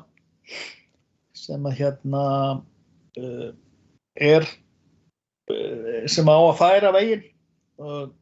Þetta háir starfsemin á Teigarhorni að einhverju leyti. Þetta stórhættulegu vegakafli þar sem menn þurfa að beygja niður að. Já, og reyndar ný brú yfir Búlandsá er hluti af því verkefni. Þetta er bara allt og seint á vegaáætlun og við erum að biðja sveitarstjórnum að hjálpa okkur að ýta því áfram. Svo vorum við með fund í gær og þar ræddum við ýmislegt, en meðal annars framkvæmdaleyfi Rareiku kassaverksmiðjunnar og aðalskipulagsbreytingunum vegna útrásarinnar við Langatanga sem loksins að fara á stað og vorum með þar nokkur atriði sem að við viljum leggja áherslu á í því. Svo fórum við semst að loknum fyrir fundunum, þá fórum við á íbúafund sem að íbúasamtökin boðuðu til á Djúpavogi og hlustuðum aðalega á það og svöruðum einhverjum spurningum. Ég er búinn að fara 3 ferðir sjálfur á Djúpavogi að reyna að kynna mér og kynna mér það samfélag og hef mjög gaman að því og já, takk fyrir. Takk fyrir þetta, Helgi. Þá kom að formanni heimastjórnar á Fljótsdalshéraði. Þetta er svona fulltrúi Vilhjálmur Jónsson, gjörðu svo vel. Já, forseti og fundarmenn. Heimastjórn Fljótsdalshéraði hefur haldið einn fund frá síðasta fundi sveitarstjórnar mánudaginn 7. desember og voru 16 mál tekin fyrir á fundinum. Farið var yfir stöðuna á úthéraðsverkefninu sem lýtur að eflingu byggða á náttúruvernd 2. Fulltrúar í starfshópum verkefnið hafa látið að störfum og leggur heimastjórnin til við sveitarstjórn að skipa fulltrúa í þeirra stað sem að væntanlega gerist á næsta fundi sveitarstjórnar. Það var tekin fyrir það 9 umsóknum framkvæmdaleyfi frá Landsvirkjun vegna áformaðra framkvæmda við bakkavarnir við Lagarfljót en borist að jákvæð umsókn frá Náttúrufræðistofnun Íslands framkvæmdina. og samþykkti heimastjórn fljótlega útgáfu framkvæmdaleyfis. Það var tekið fyrir erindi frá foreldrafélagi Brúarásskóla vegna veggþjónustu vegna skólaaksturs sem reifaðar eru áhyggjur vegna vetrarþjónustu. Heimastjórnin vísaði erindinu til umhverfis- og framkvæmdaráðs til skoðunar framkvæmd þjónustunnar og mögulegra úrbóta. Hluti af þessu er auðvitað á vegum sem þjóðvegum sem að Vegagerðin þjónustar en það var svona litið á það af hálfu heimastjórnarinnar að umhverfis- og framkvæmdaráð væri með samskipti við Vegagerðina og tengingar síðan við helmingamókstusvegina. Það var lagt fram erindi frá landgræðslunni vegna bókunar heimastjórnar frá fundinar í nóvember þar sem gerði grein fyrir lokun starfsstöðvarinnar á Egilsstöðum sem að liggi í óhagkvæmni í rekstri einmenningsstarfsstöðu og að því að verulega hafi dregið úr verkefnum á svæðinu þegar verkefnisstjórn Kárahnjúka var færð frá héraðssetrinu. Heimastjórnin fékk til umsagnar skipulagslýsingu fyrir rammaluta aðalskipulags Fljótsdalshéraðs sem í vinnslu við svæðið við Stuðlagil á Jökuldal. Heimastjórnin tók jákvætt í lýsinguna og unnið sér heildstætt verkefnin í aðalskipulagi og sem að megi vænta að þróun verkefnanna á áfangastaðnum og hagaðilum verði jákvætt og árangursríkt og ég held kannski eins og bara kom fram í umræðu fyrr á fundinum að þarna kannski líka orðið til módel til þess að takast á við að hvernig þessari þróun sem að, eins og fram hefur komið sums staðar sjálfsprottin, að þarna orðin til tól í höndum sveitarfélagsins til þess að kljást við hliðstæð verkefni sem kunna að koma upp í framtíðinu og kannski önnur sem að hafa kannski einhverju leyti lotist áþekkum lögmálum eins og þarna að ræða. Og á fundinu samþykkti heimastjórnin að tilnefna til sveitarstjórnar verkefnisstjóra umhverfismála sem fulltrúa Múlaþings vegna verndarsvæðisins norðan Dyrfjall og náttúruvættisins Stórurðar.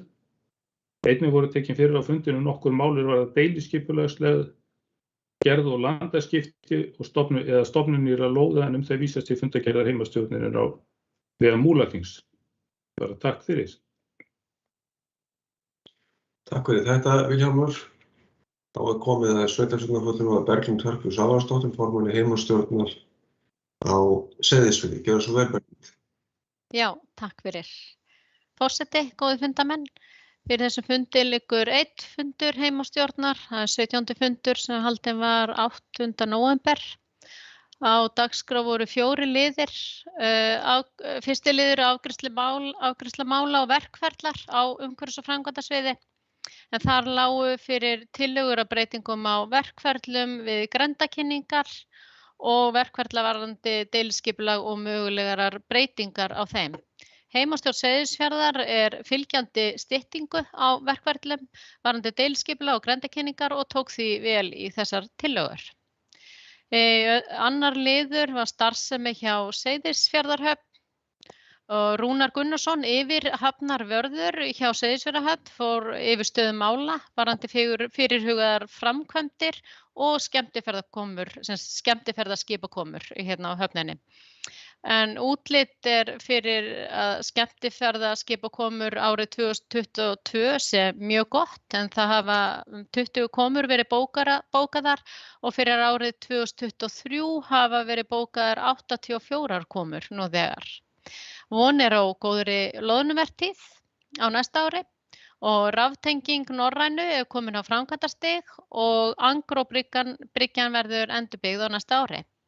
Þannig að heimastjórn fagnar því góða gengi sem er á rekstri hafnarinnar með tilheyrandi tekjuaukningu á milli ára sem gefur mikla möguleika á frekari uppbyggingu. Í þriðji liður þá tókum við fyrir, hann heitir heimastjórn Seyðisfjarðar íbúafundur, það er íbúafundurinn sem var á Seyðisfirði 30. september og heimastjórn fagnar því að helstu mál íbúafundarins hafi verið tekin fyrir hjá byggðaráði og umhverfis- og framkvæmdaráði.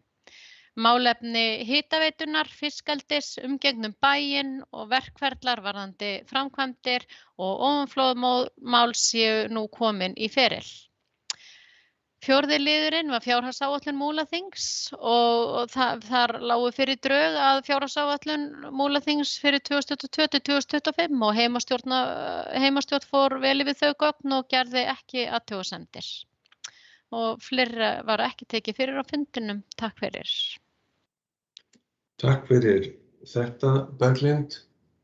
Þá erum við komin að liðum 15 til 26 sem eru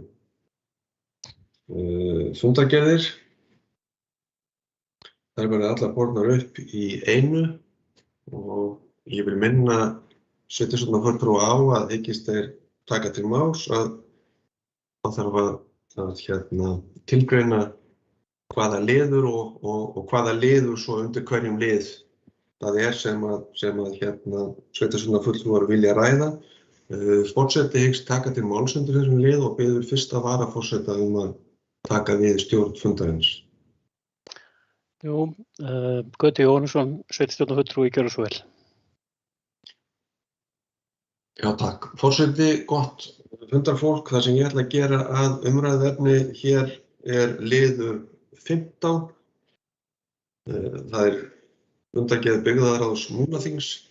Nánar tiltekið liður 8 Egilsstaðaflugvöll og þar var undir þeim lið var á fundi byggðarráðs farið yfir gögn sem kynnt voru á fundi stjórnar Isavia með fulltrúum sveitarfélagsins, SSA og samtaka ferðaþjónustunnar og sem snerust framtíðarsýn varðandi uppbyggingu og þróun Egilsstaðaflugvallar og á þessum fundi var lögð fram tillaga sem svohljóðandi byggðar á Múlaþings fagnar þeirri vinnu stjórn Isavia hefur lagt í varðandi uppbyggingu og þróun Egilsstaðaflugvallar.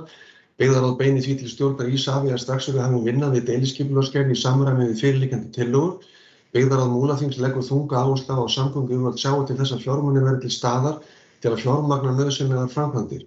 Og það verður aldrei sagt of oft hvað frekari uppbygging á Egilsstaðaflugvelli skiptir okkur miklu máli og hvað í henni felast mikil tækifæri og það skiptir gríðarlega miklu máli að ríkið sé til staðar og sjái til þess að þessir fjármunir verði til staðar til þess að fjármagna þessar nauðsynlegu framkvæmdir.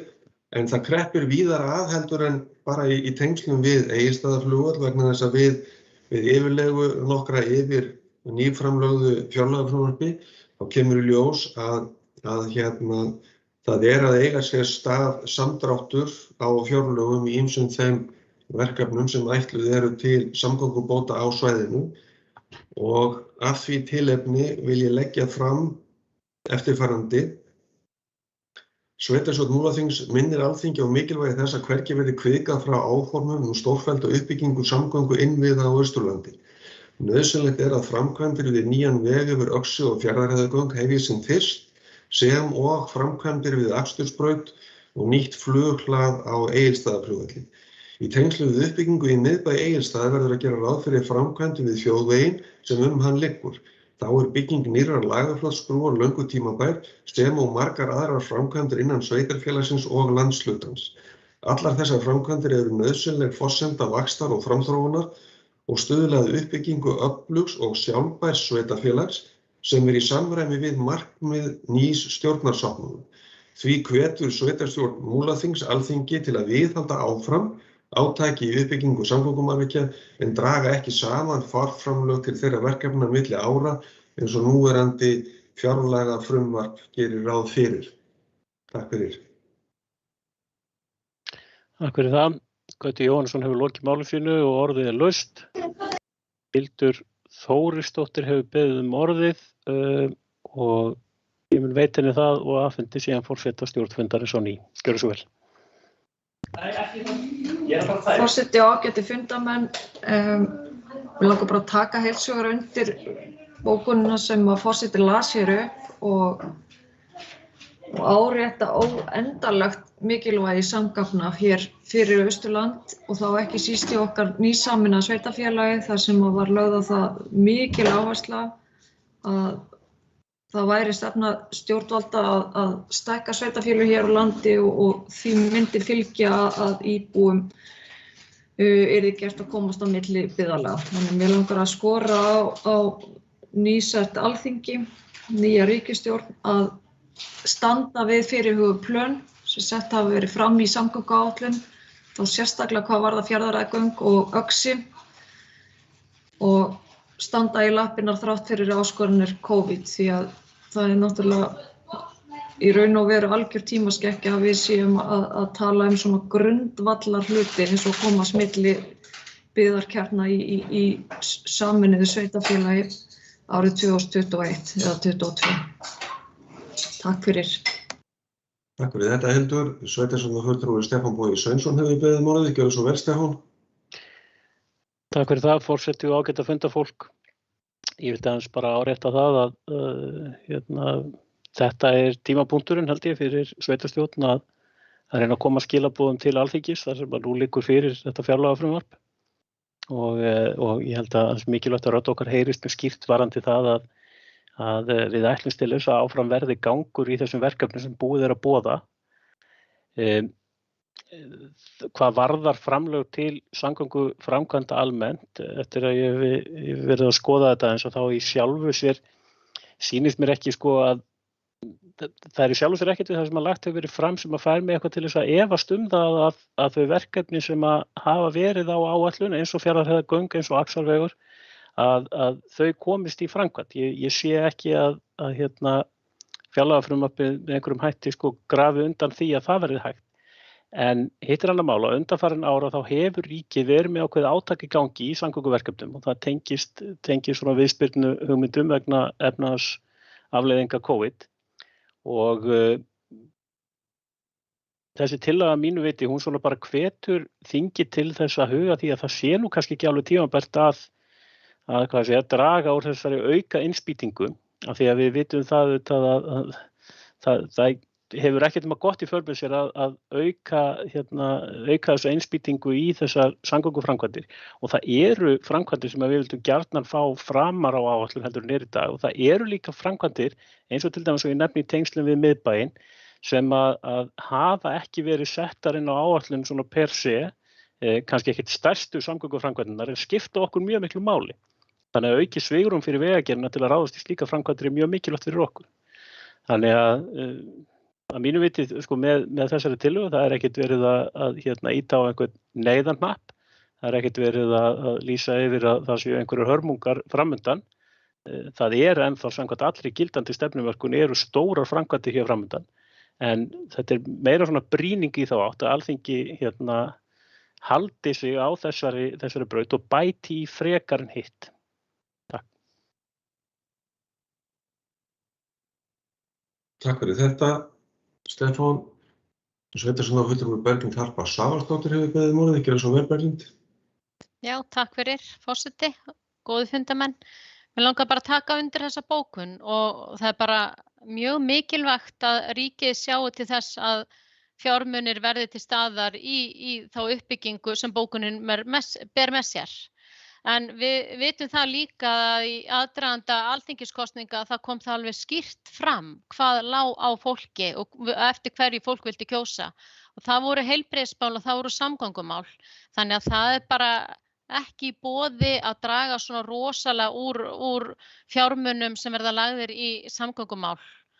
Og ég þreytist nú aldrei á því að með Austurland og þá verðmætasköpun sem verður til hér og við erum búin að vera að ræða hérna áður varðandi tekjustofna sveitarfélaga og sveitarfélagsins okkar að við eigum það algjörlega skilið að fá myndarlega upphæð í þessi samgöngumál og eins og sveitarstjórnarfulltrúi Stefán Bogi Sveinsson kemur inn á að auðvitað er þetta blaði varðandi Fjarðarheiðargöng og Öxi en við verðum bara að halda svolítið svona þrýstingi á þessu og maður horfir einmitt til þess en er þetta tekið undir lið Egilsstaðaflugvöll og uppbyggingu þar að það er gríðarlega mikilvægt að það fáist fjármunir þangað líka þannig að og í alla þá liði og fleira þessi bókunin ber með sér og ýmislegt annað sem maður er ekki að taka til akkurat hér þannig að ég ætla að ræða undir fleiri liðum en ég ætla bara að leyfa þessari umræðu þennan lið kannski að klárast og biðja orðið aftur og eftir. Takk fyrir.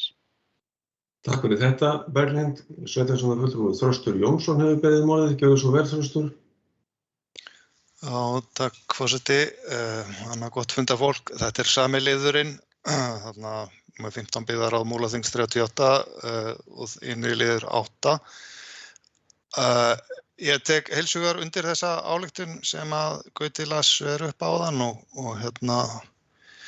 eiginlega bara svona taka undir það já að þarna mjög mikilvægt mál á ferðinu og ég smá uggandi, ég meira uggandi en Stefán Bogi vegna þess að það verið að skera þarna niður ef ég skil þetta rétt, það verið að lækka framlög til framkvæmda í vegakerfinu 9,5 milljarð á milli ára 2021 og 2022. Það eru gríðarlega miklir fjármunir og það hlýtur eiginlega að vera að það koma einhvers staðar niður. Og ég held að þetta sé bara mjög mikilvæg brýning að halda mönnum á tánum þarna suður frá, ekki síst í ljósi þess að fjöldi þingmanna okkar hér í kjördæminu nú ekki, eða hérna á Austurlandi allan ekki mjög mikill og landsbyggðarráðherrar eru, hvað, 1 eða 2 þarna sko af öllum því ráðherrafargani sem nú komið. Þannig að ég bara óttast svona þetta landsbyggðarmoment yfir höfuð að það eigi undir högg að sækja og ég held að við þurfum þessna bara vera á tánum og láti okkur heyra alveg linnulaust. Vegna þess að þetta gott mál yfir höfuð samgönguframkvæmdir og ég hugsa að peningum fjárfestingu ríkisins sé óvíða jafn vel varið og í uppbyggingu samgangna.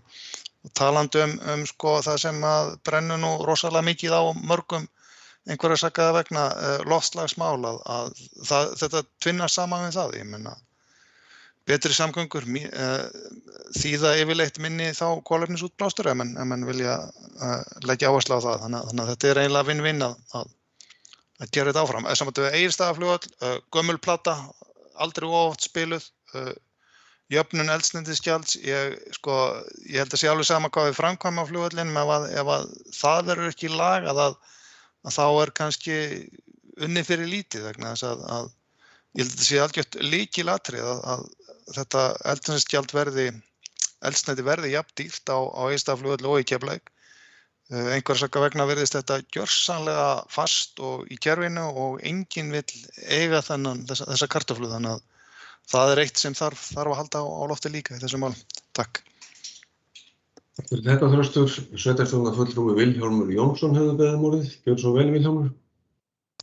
Já, forseti og fundarmenn, ég tek nú undir þessa ályktun og ég held að þetta sé svona tímabær brýning á þessu sem að fara þarna frá okkur núna eins og ég uppleggið í málinu og ég held bara að sé líka sko talandi liðin sem að þetta mál undir sem flugvöllurinn og í raun og veru hinn verkefni líka þau eru komin á ákveðin stað þar sem skiptir máli að við fylgjum þessu eftir. Við sjáum hvað þau verið að gerast í undirbúningi Axarvegar. Það skiptir máli að við höldum vöku okkar og séum að fylgja þessum málum eftir og taka svo kannski sérstaklega þessi mál sem að hafa sem að við kannski vildum færa framar í forgangi og reyna að vinna að þeim málum og þá maður nú sérstaklega með flugvöllin í hug og þetta alveg rétt sem hefur komið og kom hérna fram hjá sveitarstjórnarfulltrúa Þresti að það þarf að huga að allri þessari umgjörð eldsneytismálinu og öðru bara á starfsumhverfi flugsins ef að þetta á að verða reglubundið bæði hvað varðar þá farþegaflug og flutningana. En bara ég held að þetta bara gott að hefja þessa vinnu gagnvart nýju þingi og nýrri ríkisstjórn núna með þessari bókun en síðan þurfum við að halda áfram að vinna málinu í upphafi nýs árs. Takk fyrir þetta Vilhjálmur. Þá komið að sveitarstjórnarfulltrúa Jakobi Sigurðssyni. Gjörðu svo vel Jakob. Takk fyrir forseti og gott fundarfólk. Það þessi sami liður 15 til liðurinn og 38. fundur byggðaráðsins, liður 8 hérna Egilsstaðaflugvöllurinn. Ég var með þetta á blaði hjá mér það hvað ætti að gera þarna í þessu frá Ísafía. Það kemur hérna fram að þetta sé akbrautin og flughlaði, það greinilega ekki lengingin þarna neitt sem að hefur komið þá kannski komið til umræðu en ekki þá sett fram þarna sem fyrsta verkefni eða ef við getum sett því svo heldur akbraut og flughlaði fyrst. En ég hafði náttúrulega sérstakar áhyggjur af þessu því ég var búinn að rýna í samgöngu áætlunina eða það að segja hérna frumvarp til fjárlagana samgöngu áætlunina. Það sér maður það að lækkunin á milli ára, það að segja frá fjárlögum 2021 er 15,3% og þetta skiptir okkur öll verulegu máli í þessu stóra sveitarfélagi þar sem samgöngur eru hvað mikilvægust til þess að fara á milli byggðakjarnanna til þess að bara fólk komist sinna leiðar almennt.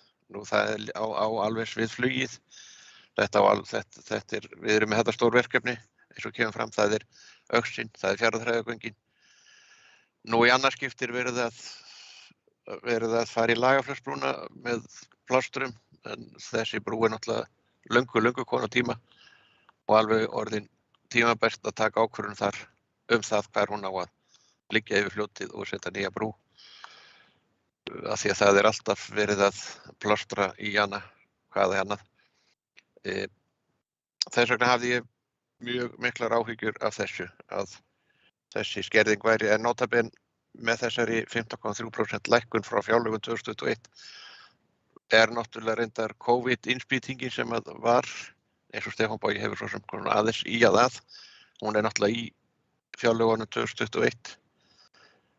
En það er COVID áfram hjá okkur og getur alveg verið innspýting á þessu ári líka. Þannig að þetta er mjög góð þessi sem að gaut til þessu þessi ályktun okkar og stíð þannig heils hugar. En ég hafði sem sagt verulegar áhyggjur af þessu þegar ég fór að rýna í þessa samgönguáætlun. Takk. Þetta Jakob, sveitarstjórnarfulltrúi Helgi Hlynur Ásgrímsson hefur beðið orðið. Gjörðu svo vel, Helgi. Já, það er áfram sami liður. Mér finnst þetta nú, ég var svo sem hugsa það hvort ég ætti að vera að taka til máls, ég er nú ekki vanur að vera að taka til máls bara til að taka undir með fólki. En það er náttúrulega bara þannig núna. Þetta er svona mál þar sem að okkur greinir ekki á Þetta er algjörlega bara, þarna eru allir sammála. Við þurfum að standa vörð þetta og ég óttast þetta. Sko, Öxi í þessari einkaframkvæmd, þetta er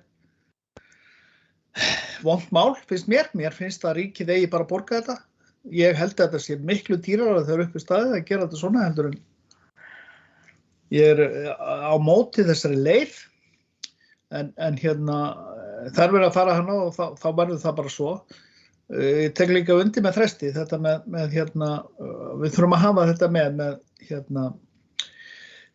eldstendis póstaði sko á flugvöllum og já, annað var það nú ekki. Þetta er bara góð bókun. Takk fyrir þetta, Helgi. Og fundurinnum lýkur ekki fyrir en allir borgfirðingar hafa talað. Sveitarstjórnarfulltrúi Eyþór Stefánsson hefur beðið orðið. Gjörðu svo vel, Eyþór. Já, takk, virðulegi forseti og annað fundafólk. Ég ætla að þetta er undir sama lið, undir sama máli. Ég kemst nú ekki hjá því að segja að það er svolítið hjákallegt þegar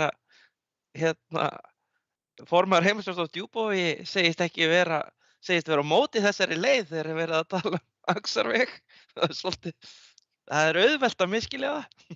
En ég held, mér fannst það komist allavega. En þetta er nú þarna undir liðnum í byggðarráði hjá okkur flugvöllinn. Sko, ég er ekki alveg jafn uggandi og ég var. Ég er nú búinn að grúska í þessum fjárlögum og ég er ekki alveg jafn uggandi og ég var vegna þess að í fjárlögunum sjálfum er sko tilgreint að helstu verkefni 2022 í samgöngum. Þar eru meðal annars talin upp Fjarðarheiðargöng og Öxi. En það breytir því ekki, það er alveg sjálfsagt að minna á mikilvægi þess og þegar skorið niður þá freistar maður kannski til þess að tefja einhver mál. Og það er sannarlega skorið niður í framkvæmdum til vegamála, en það sem ég hef eiginlega meiri áhyggjur af er sem snýr af flugvellinum. Og þar er nefnilega skorið svolítið hressilega niður milli ára í lið á fjárlögum sem heitir flugvellir framkvæmdir. Hann var árið 21 tæpir 1,9 milljarðar og nú er það 960 milljónir og þetta tæp 50% lækkun milli ára. En svo það sem ég hef svo jafnvel ennþá meiri áhyggjur af en bara þessi lækkun og langar bara að segja ykkur frá að þetta einn fárra liða á fjárhagsáætlun sem það kemur áætlun 23 og áætlun 24 og það engri upphæð áætlað árið 2024 í þetta. Þannig að þau langtímaverkefni sem við erum öll sammála að þarf að gera á Egilsstaðaflugvelli, það engin merki þess að það eigi að fara í neitt meira og þessi kynning sem við fengum frá fulltrúum Isavia eða sem sagt við fengum reynda bara fundargerða skýrslu það sko. Það engin merki á loft það að það sé á dagskrá næstu 2 árin. Þess að áætlun 2023 eru 965 milljónir og svo áætlun 2024 bara 0. Þannig að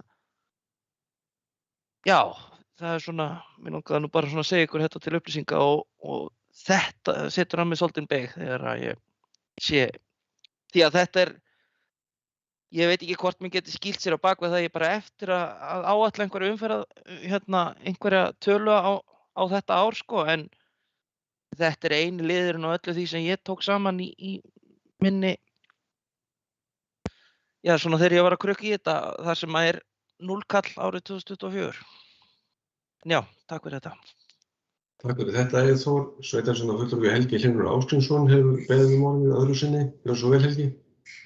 Já, ég þarf nú bara að svara fyrir þetta skens sem Eyþór var að beita mér. Ég ekki á móti Axarvegi, sko.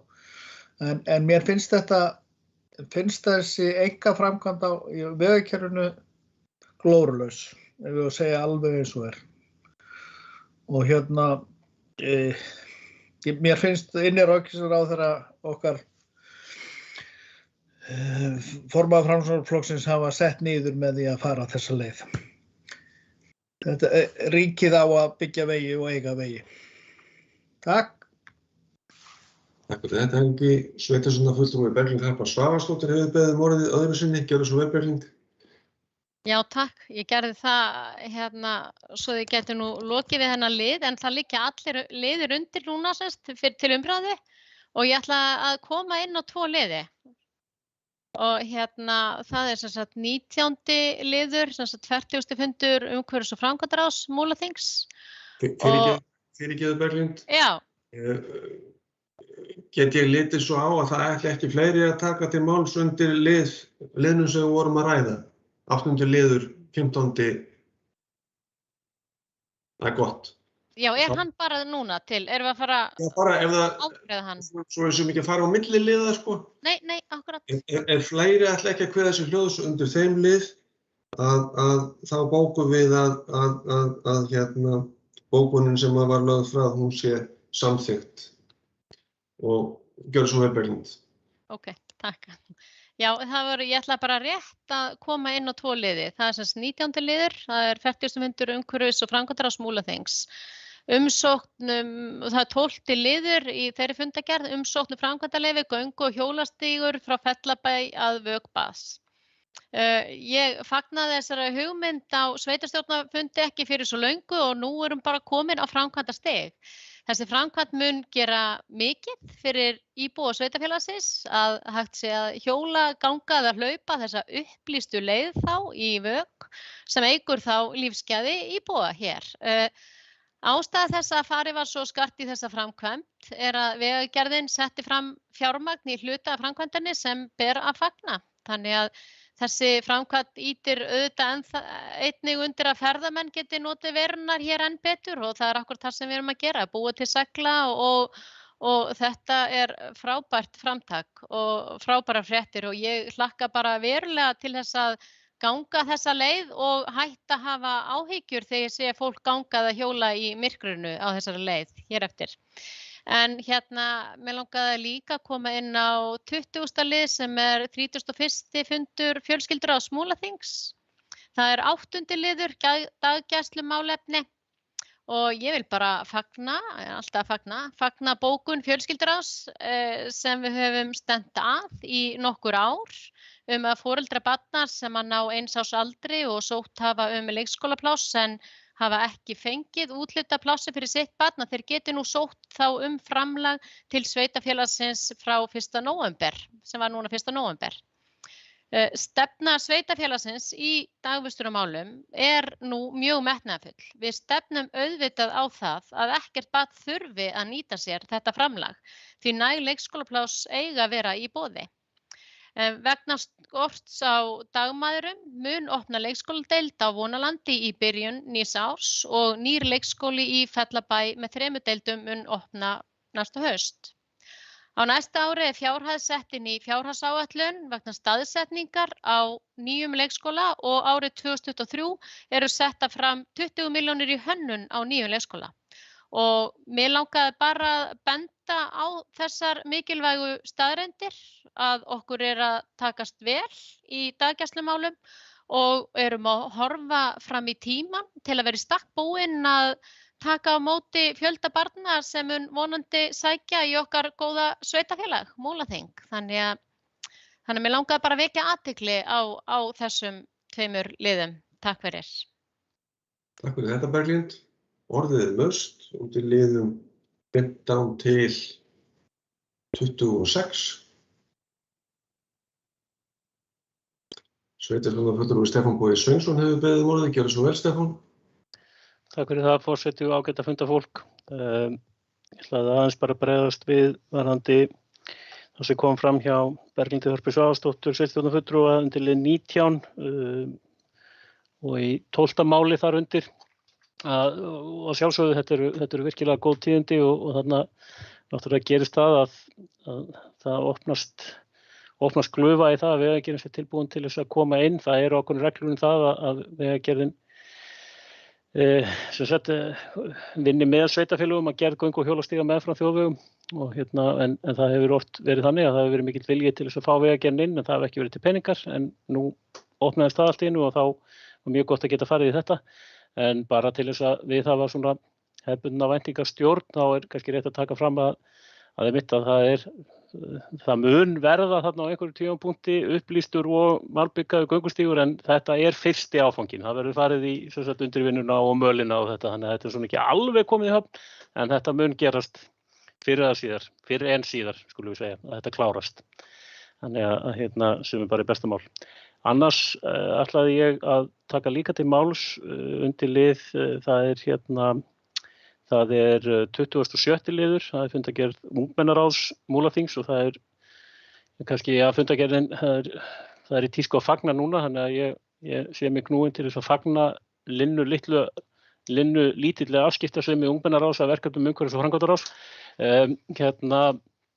sem bara ágætt að ungmennaráð sýni þessu áhuga og þarna eru vonandi að verða til fulltrúar framtíðarinnar í umhverfis- og framkvæmdaráði og þeir geta þá brosað biturlega yfir því þegar þáverandi ungmennaráð fer að potast í verkefnum þeirra en þá orðið ungmennaráð. En svona að gamni slepptu þá þetta bara mjög gott að þau hafa sýnt mjög mikinn áhuga til dæmis á verkefnum sem ég ætla að nefna sérstaklega sem varðandi Ærslabelg og Egilsstöðum.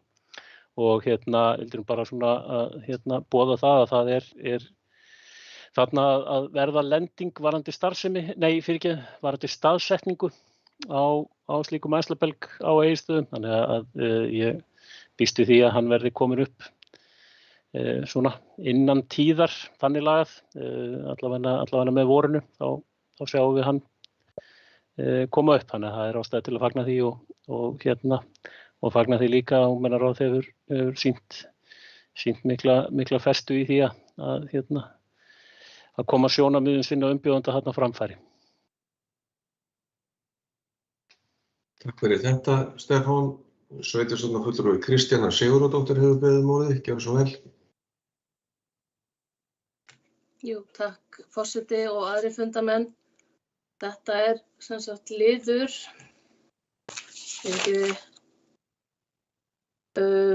númer 26, ungmennaráð Múlaþings og það sem sagt fyrsta mál á dagskrá, það Ærslabelgurinn.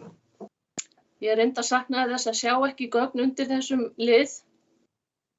En og þau leggja til að Ærslabelgurinn verði í Tjarnargarði á svæði C. Ég veit ekki alveg hvar svæði C er. En ég er með pínu áhyggjur að ef Ærslabelgurinn verður í Tjarnargarðinum nálægt Egilsstaðaskóla, þá komi börnin til að hlaupa af skólalóðinni. Það er sem sagt, ég veit til þess að það er grunnskólinn á Seyðisfirði, þau hafa smá vesen með að skilgreina skólalóðinni á sér og börnin eru sem sagt svolítið svona dreifð þar og þar með fólki sem á ekki að vera inn á skólalóð hjá skólum þegar það er skóli.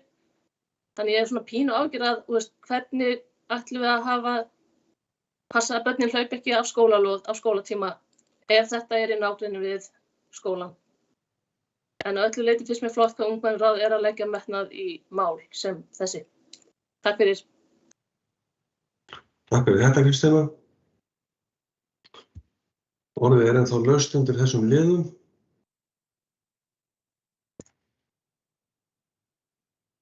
Sveitarstjórnarfulltrúi Berglind Harpa Svavarsdóttir hefur beðið orðið. Gjörðu svo vel, Berglind. Já, takk fyrir, forseti, góða fundarmenn. Það er bara nákvæmlega þessi sami liður með Ærslabelginn og Egilsstöðum, sem sagt ungmennaráð Múlaþings, 27. liður. Og ég ætla að fagna þessu og ég bara þakka sveitarstjórnarfulltrúa Stefán Bogi Sveinssoni til þess að tala þetta mál og ég reyni alltaf að taka upp þetta mál út af því að þetta virkar mjög lítið mál, skiptir krakkana mjög miklu máli, en þetta er ótrúlegt hvað þetta er búið að vefjast fyrir í ferlinu eða hvernig sem þetta er. Þetta er alltaf einhvern veginn í og úr, þannig að ég er rosalega ánægð með þessa lendingu hjá þeim og inn á fund til þeirra undir þessu liði kemur Hugrún Hjálmarsdóttir, framkvæmda- og umhverfismálastjóri Múlaþings, þannig að og þetta verður sem sagt lendingin að þetta verði í Tjarnargarði og ég sé bara fyrir mér, ég skil svo sem alveg þetta vandamála að börn geti hlaupið yfir og svona ég held að vera bara að taka á því út að mér er alveg gríðarleg tækifæri í Tjarnargarði. Það er að hafa það svolítið svona garð að þar er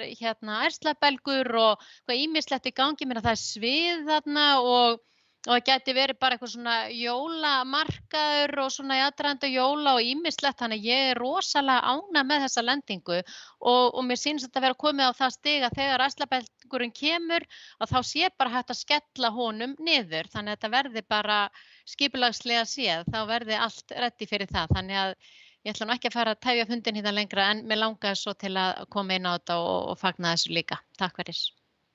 Takk fyrir þetta, Berglind. Sveitarstjórnarfulltrúi Hildur Þórisdóttir hefur beðið orðið. Gjörðu svo vel, Hildur. Já, takk forseti, ágætu fundarmenn.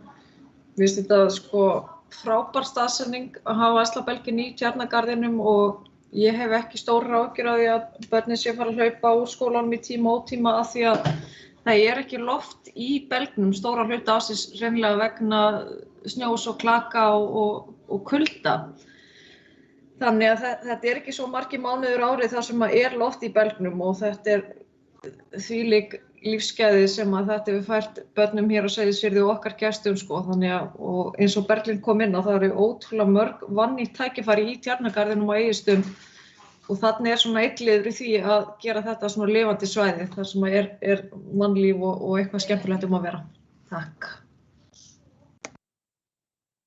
Takk fyrir þetta, Hildur. Sveitarstjórnarfulltrúi Þröstur Jónsson hefur beðið orðið. Gjörðu svo vel, Þröstur. Á forseti, annað gott fundarfólk. Ég get ekki staðist máti heldur að fagna þessum Ærslabelg og skal verða fyrstur manna til þess að fara inn í Tjarnargarð og leika mér á Ærslabelgina. Þetta er alveg ómögulegt að þurfa alltaf að keyra nú á Seyðisfjörð til að komast í Ærslabelg. Þannig að ég fagna þessu með öðrum ungum mönnum og konum. Takk. Takk fyrir þetta, Þröstur. Þú ert velkominn á Ærslabelgina á Djúpavogi sömuleiðis. Sveitarstjórnarfulltrúi Jakob Sigurðsson hefur beðið orðið. Gjörðu svo vel, Jakob. Takk fyrir, forseti og aðrir fundarmenn. Ég ætlaði bara að segja eins og Gauti, þú ert velkominn að Borgarfjörð líka á Ærslabelginn Þröstur. Mér sýnist að það sé ekki bara börn á honum þar, ég held að sé Já, það sem ég hef séð til, þá er það nú frekar fullorðnir eða svona, já, allavega ekki börn. Takk. Takk fyrir þetta, Jakob. Sveitarstjórnarfulltrúi Kristjana Sigurðardóttir hefur beðið um orðið. Gjörðu svo vel, Kristjana. Forseti og aðrir fundarmenn, Þröstur, það er hérna æslabelgur í Brúarósi líka. Það þarf ekki að fara langt.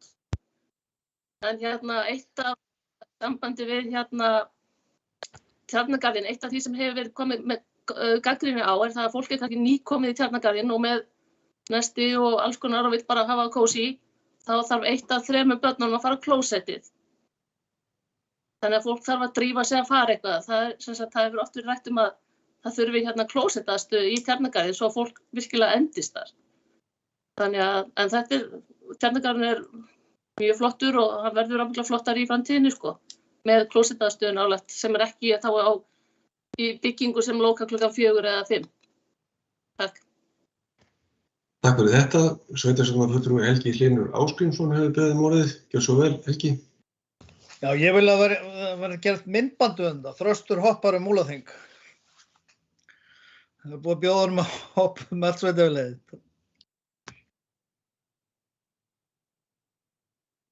Bara stuttu innskot, ég tek þessari áskorun.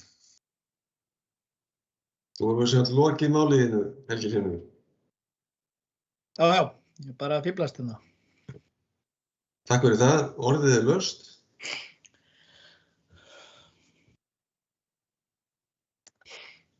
Fleiri hafa ekki beðið um orðið undir liðum 15 til 26. Þá erum við komin að lið 27 í dagskránni sem er skýrsla sveitarstjóra og ég gef sveitarstjóra Björn Ingimarssyni orðið. Gjörðu svo vel, Björn. Já, forseti og gott fundarfólk. Ég ætla þá að fara svona í stuttumáli yfir það helsta sem á dag hefur drifið frá okkar síðasta fundi. Eitt af þeim verkefnum sem að ég kom að, það var að ég átti sæti í dómnefnd í samkeppni hönnun og skipulag áfangastaðar við snjóflóðavarnargarða í Bjólfi á Seyðisfirði. Og ég held að sé alveg að segja að sú niðurstaða eða það verkefni sem hlaut vinning þar, Baugur Hjólfs, sé bara mjög áhugavert og mun nýtast vel til menningar og ferðaþjónustutengdrar starfsemi á svæðinu. En síðan voru bara þessi verkefni eða þessar tillögur sem kom inn voru eiginlega allar mjög áhugaverðar. En þessi fannst okkur skara fram úr og mér hlakka bara til að sjá hvernig útfærslan á þessu verður. Við erum í samstarfsverkefni með Umhverfisstofnun, Umhverfisráðuneytinu og Landhelgisgæsluna varðandi El Grillo verkefni. Ég hef sagt tjáð ykkur um það fyrr og sú vinna er bara í góðum farvegi. Við erum annars vegar að horfa til langtímalausna og eins að fjárfesta í búnaði til þess að bregðast við þeim leka eða þeirri uppröð sem við megum vona á næstu árum og mér sýnist það vera bara að sigla í góðan farveg. Vonandi viðbæjarskipulagi þá hefur verið átt nokkra fundi með aðallega varðandi kynningamál þar og kynningarefni er á lokametrónum og lítur vel út. Þannig að það er bara að fer fljótlega í loftið. Aðgerðastjórn, ég segi ykkur alltaf frá henni, en við vorum, það er nú ekkert svo langt síðan að vorum að horfa til þess, rúmum mánuðum, hvort við getum ekki farið að leggja af þessa fundi, en nú eru þeir orðnir nánast daglegir og það er í rauninni, það er náttúrulega bara smitaukning á svæðinu sem að veldur því, en þessi vinna hefur í raun og þetta samráð hefur allavega nýst okkur vel. Hefðbundnu fundir með forstöðumönnum og stjórnendum hafa náttúrulega og eru. Við höfum verið að funda með aðilum sem hafa sýnt í áhuga að koma að uppbyggingu bæði hér á Egilsstöðum og eins á Seyðisfirði. Þetta er áhugasamir framkvæmdaaðilar og það verður, ég vil svona vonu við það að þetta við munum sjá hugmyndir koma fram og jafnvel tillögur og tilboð. Við erum með vinnuteymi sem að undirbúa vinnuna varðandi greiningavinnuna varðandi hitaveitu á Seyðisfirði og það náttúrulega bara töluverð vinna, það liggur fyrir nokkuð af gögnum. Það sem við erum eitt af því sem við munum láta skoða, það eru þessar fullyrðingar varðandi lagnakerfið, hvort þær séu virkilega þannig að lagnakerfið sé ónýtt. Við erum að setja upp greiningu sem miðar annars vegar við að nýta lagnakerfið og hins vegar við að fara að fjárfesta í nýju. Fjarskiptamálin í Berufirði, þau eru svona, ég ætla ekki að segja hér vegna þess að það hefur ekki verið hægt að ná í rauninni alla framtíða notendur hver útfærslan verður, en mér sýnist við séum að finna þarna leið sem verði bæði hagkvæm og muni leysa þessi mál vel fyrir allt svæðið. Og ég bind vonir við að það verði eitthvað sem við bara getum komist í strax fljótlega á næsta ári. Ég átt fundi með fulltrúum Ofanflóðasjóðs og Eflu varðandi þá frummatið sem byggir á hættumatinu sem að kynnt var fyrir nokkrum tíðan. Sú vinna í góðum farvegi. Ég gerði mér vonir og henni lokið fyrir henni. Gerði mér vonir að henni lokið þessu mánuði, en það verður ekki, en menn eru hins vegar nokkuð svona harðir á því að niðurstöðu úr þessari vinnu muni liggja fyrir mánaðamótin janúar, febrúar. En af þeim fundi sem ég átti með í rauninni sérfræðingu þessara stofnana, að þá svona bind ég vonir við það að okkur verði kynnt þetta þá og þetta frumvarp verði þannig að við getum sem sagt unnið síðan bara mjög ákveðið inn í framtíðina varðandi uppbyggingu á svæðinu. Ég var svo lánsamur að vera skipaður í aðra dómnefnd og það var svokallað dómnefnd svokallað bootcamp verkefni sem verkefni unglingadeildar grunnskóla Múlaþings sem var unnið út frá Evrópuverkefni. Þetta var mjög gefandi og niðurstöður úr því verða kynntar á föstudaginn kemur. Þannig ég segi ykkur heldur ekkert hvað kom út úr því.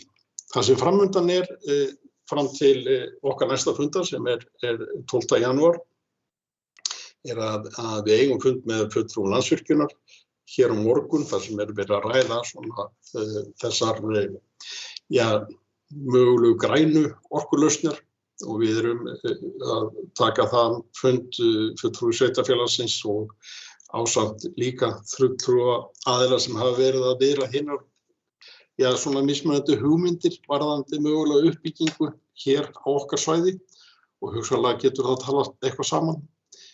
Ég var fund með fulltrúum húsnæðis- og mannvirkjastofnunar og Bæjartúns í lok vikunar og bind ég vonir við að við finnum farsæla leið þar áfram þannig að verkefnin sem Bæjartún að koma að þau haldi áfram bara í réttum farvegi. Það aðalfundur Héraðsskjalasafns og skólaskrifstofu eru framundan og eins mun stjórn samtaka sveitarfélaga á köldum svæðum funda fyrir næsta fund og síðan erum við líka að setjast yfir samstarfsverkefnin með bæði Fljótsdælingum og eins með Fjarðabyggð. Það varðandi svona praktísk atriði varðandi lokun skólaskrifstofu. Og síðan kannski það náttúrulega stóra verkefni síðan að fara að innleiða þessa áherslu sem fjárhagsáætlunin gerir ráð fyrir. Nú í rauninni komið grænt á það í og með að fjárhagsáætlunin var afgreidd á fundi okkar hér í dag. Þannig að það svona verkefni sem við setjum í rauninni bara á fulla ferð núna.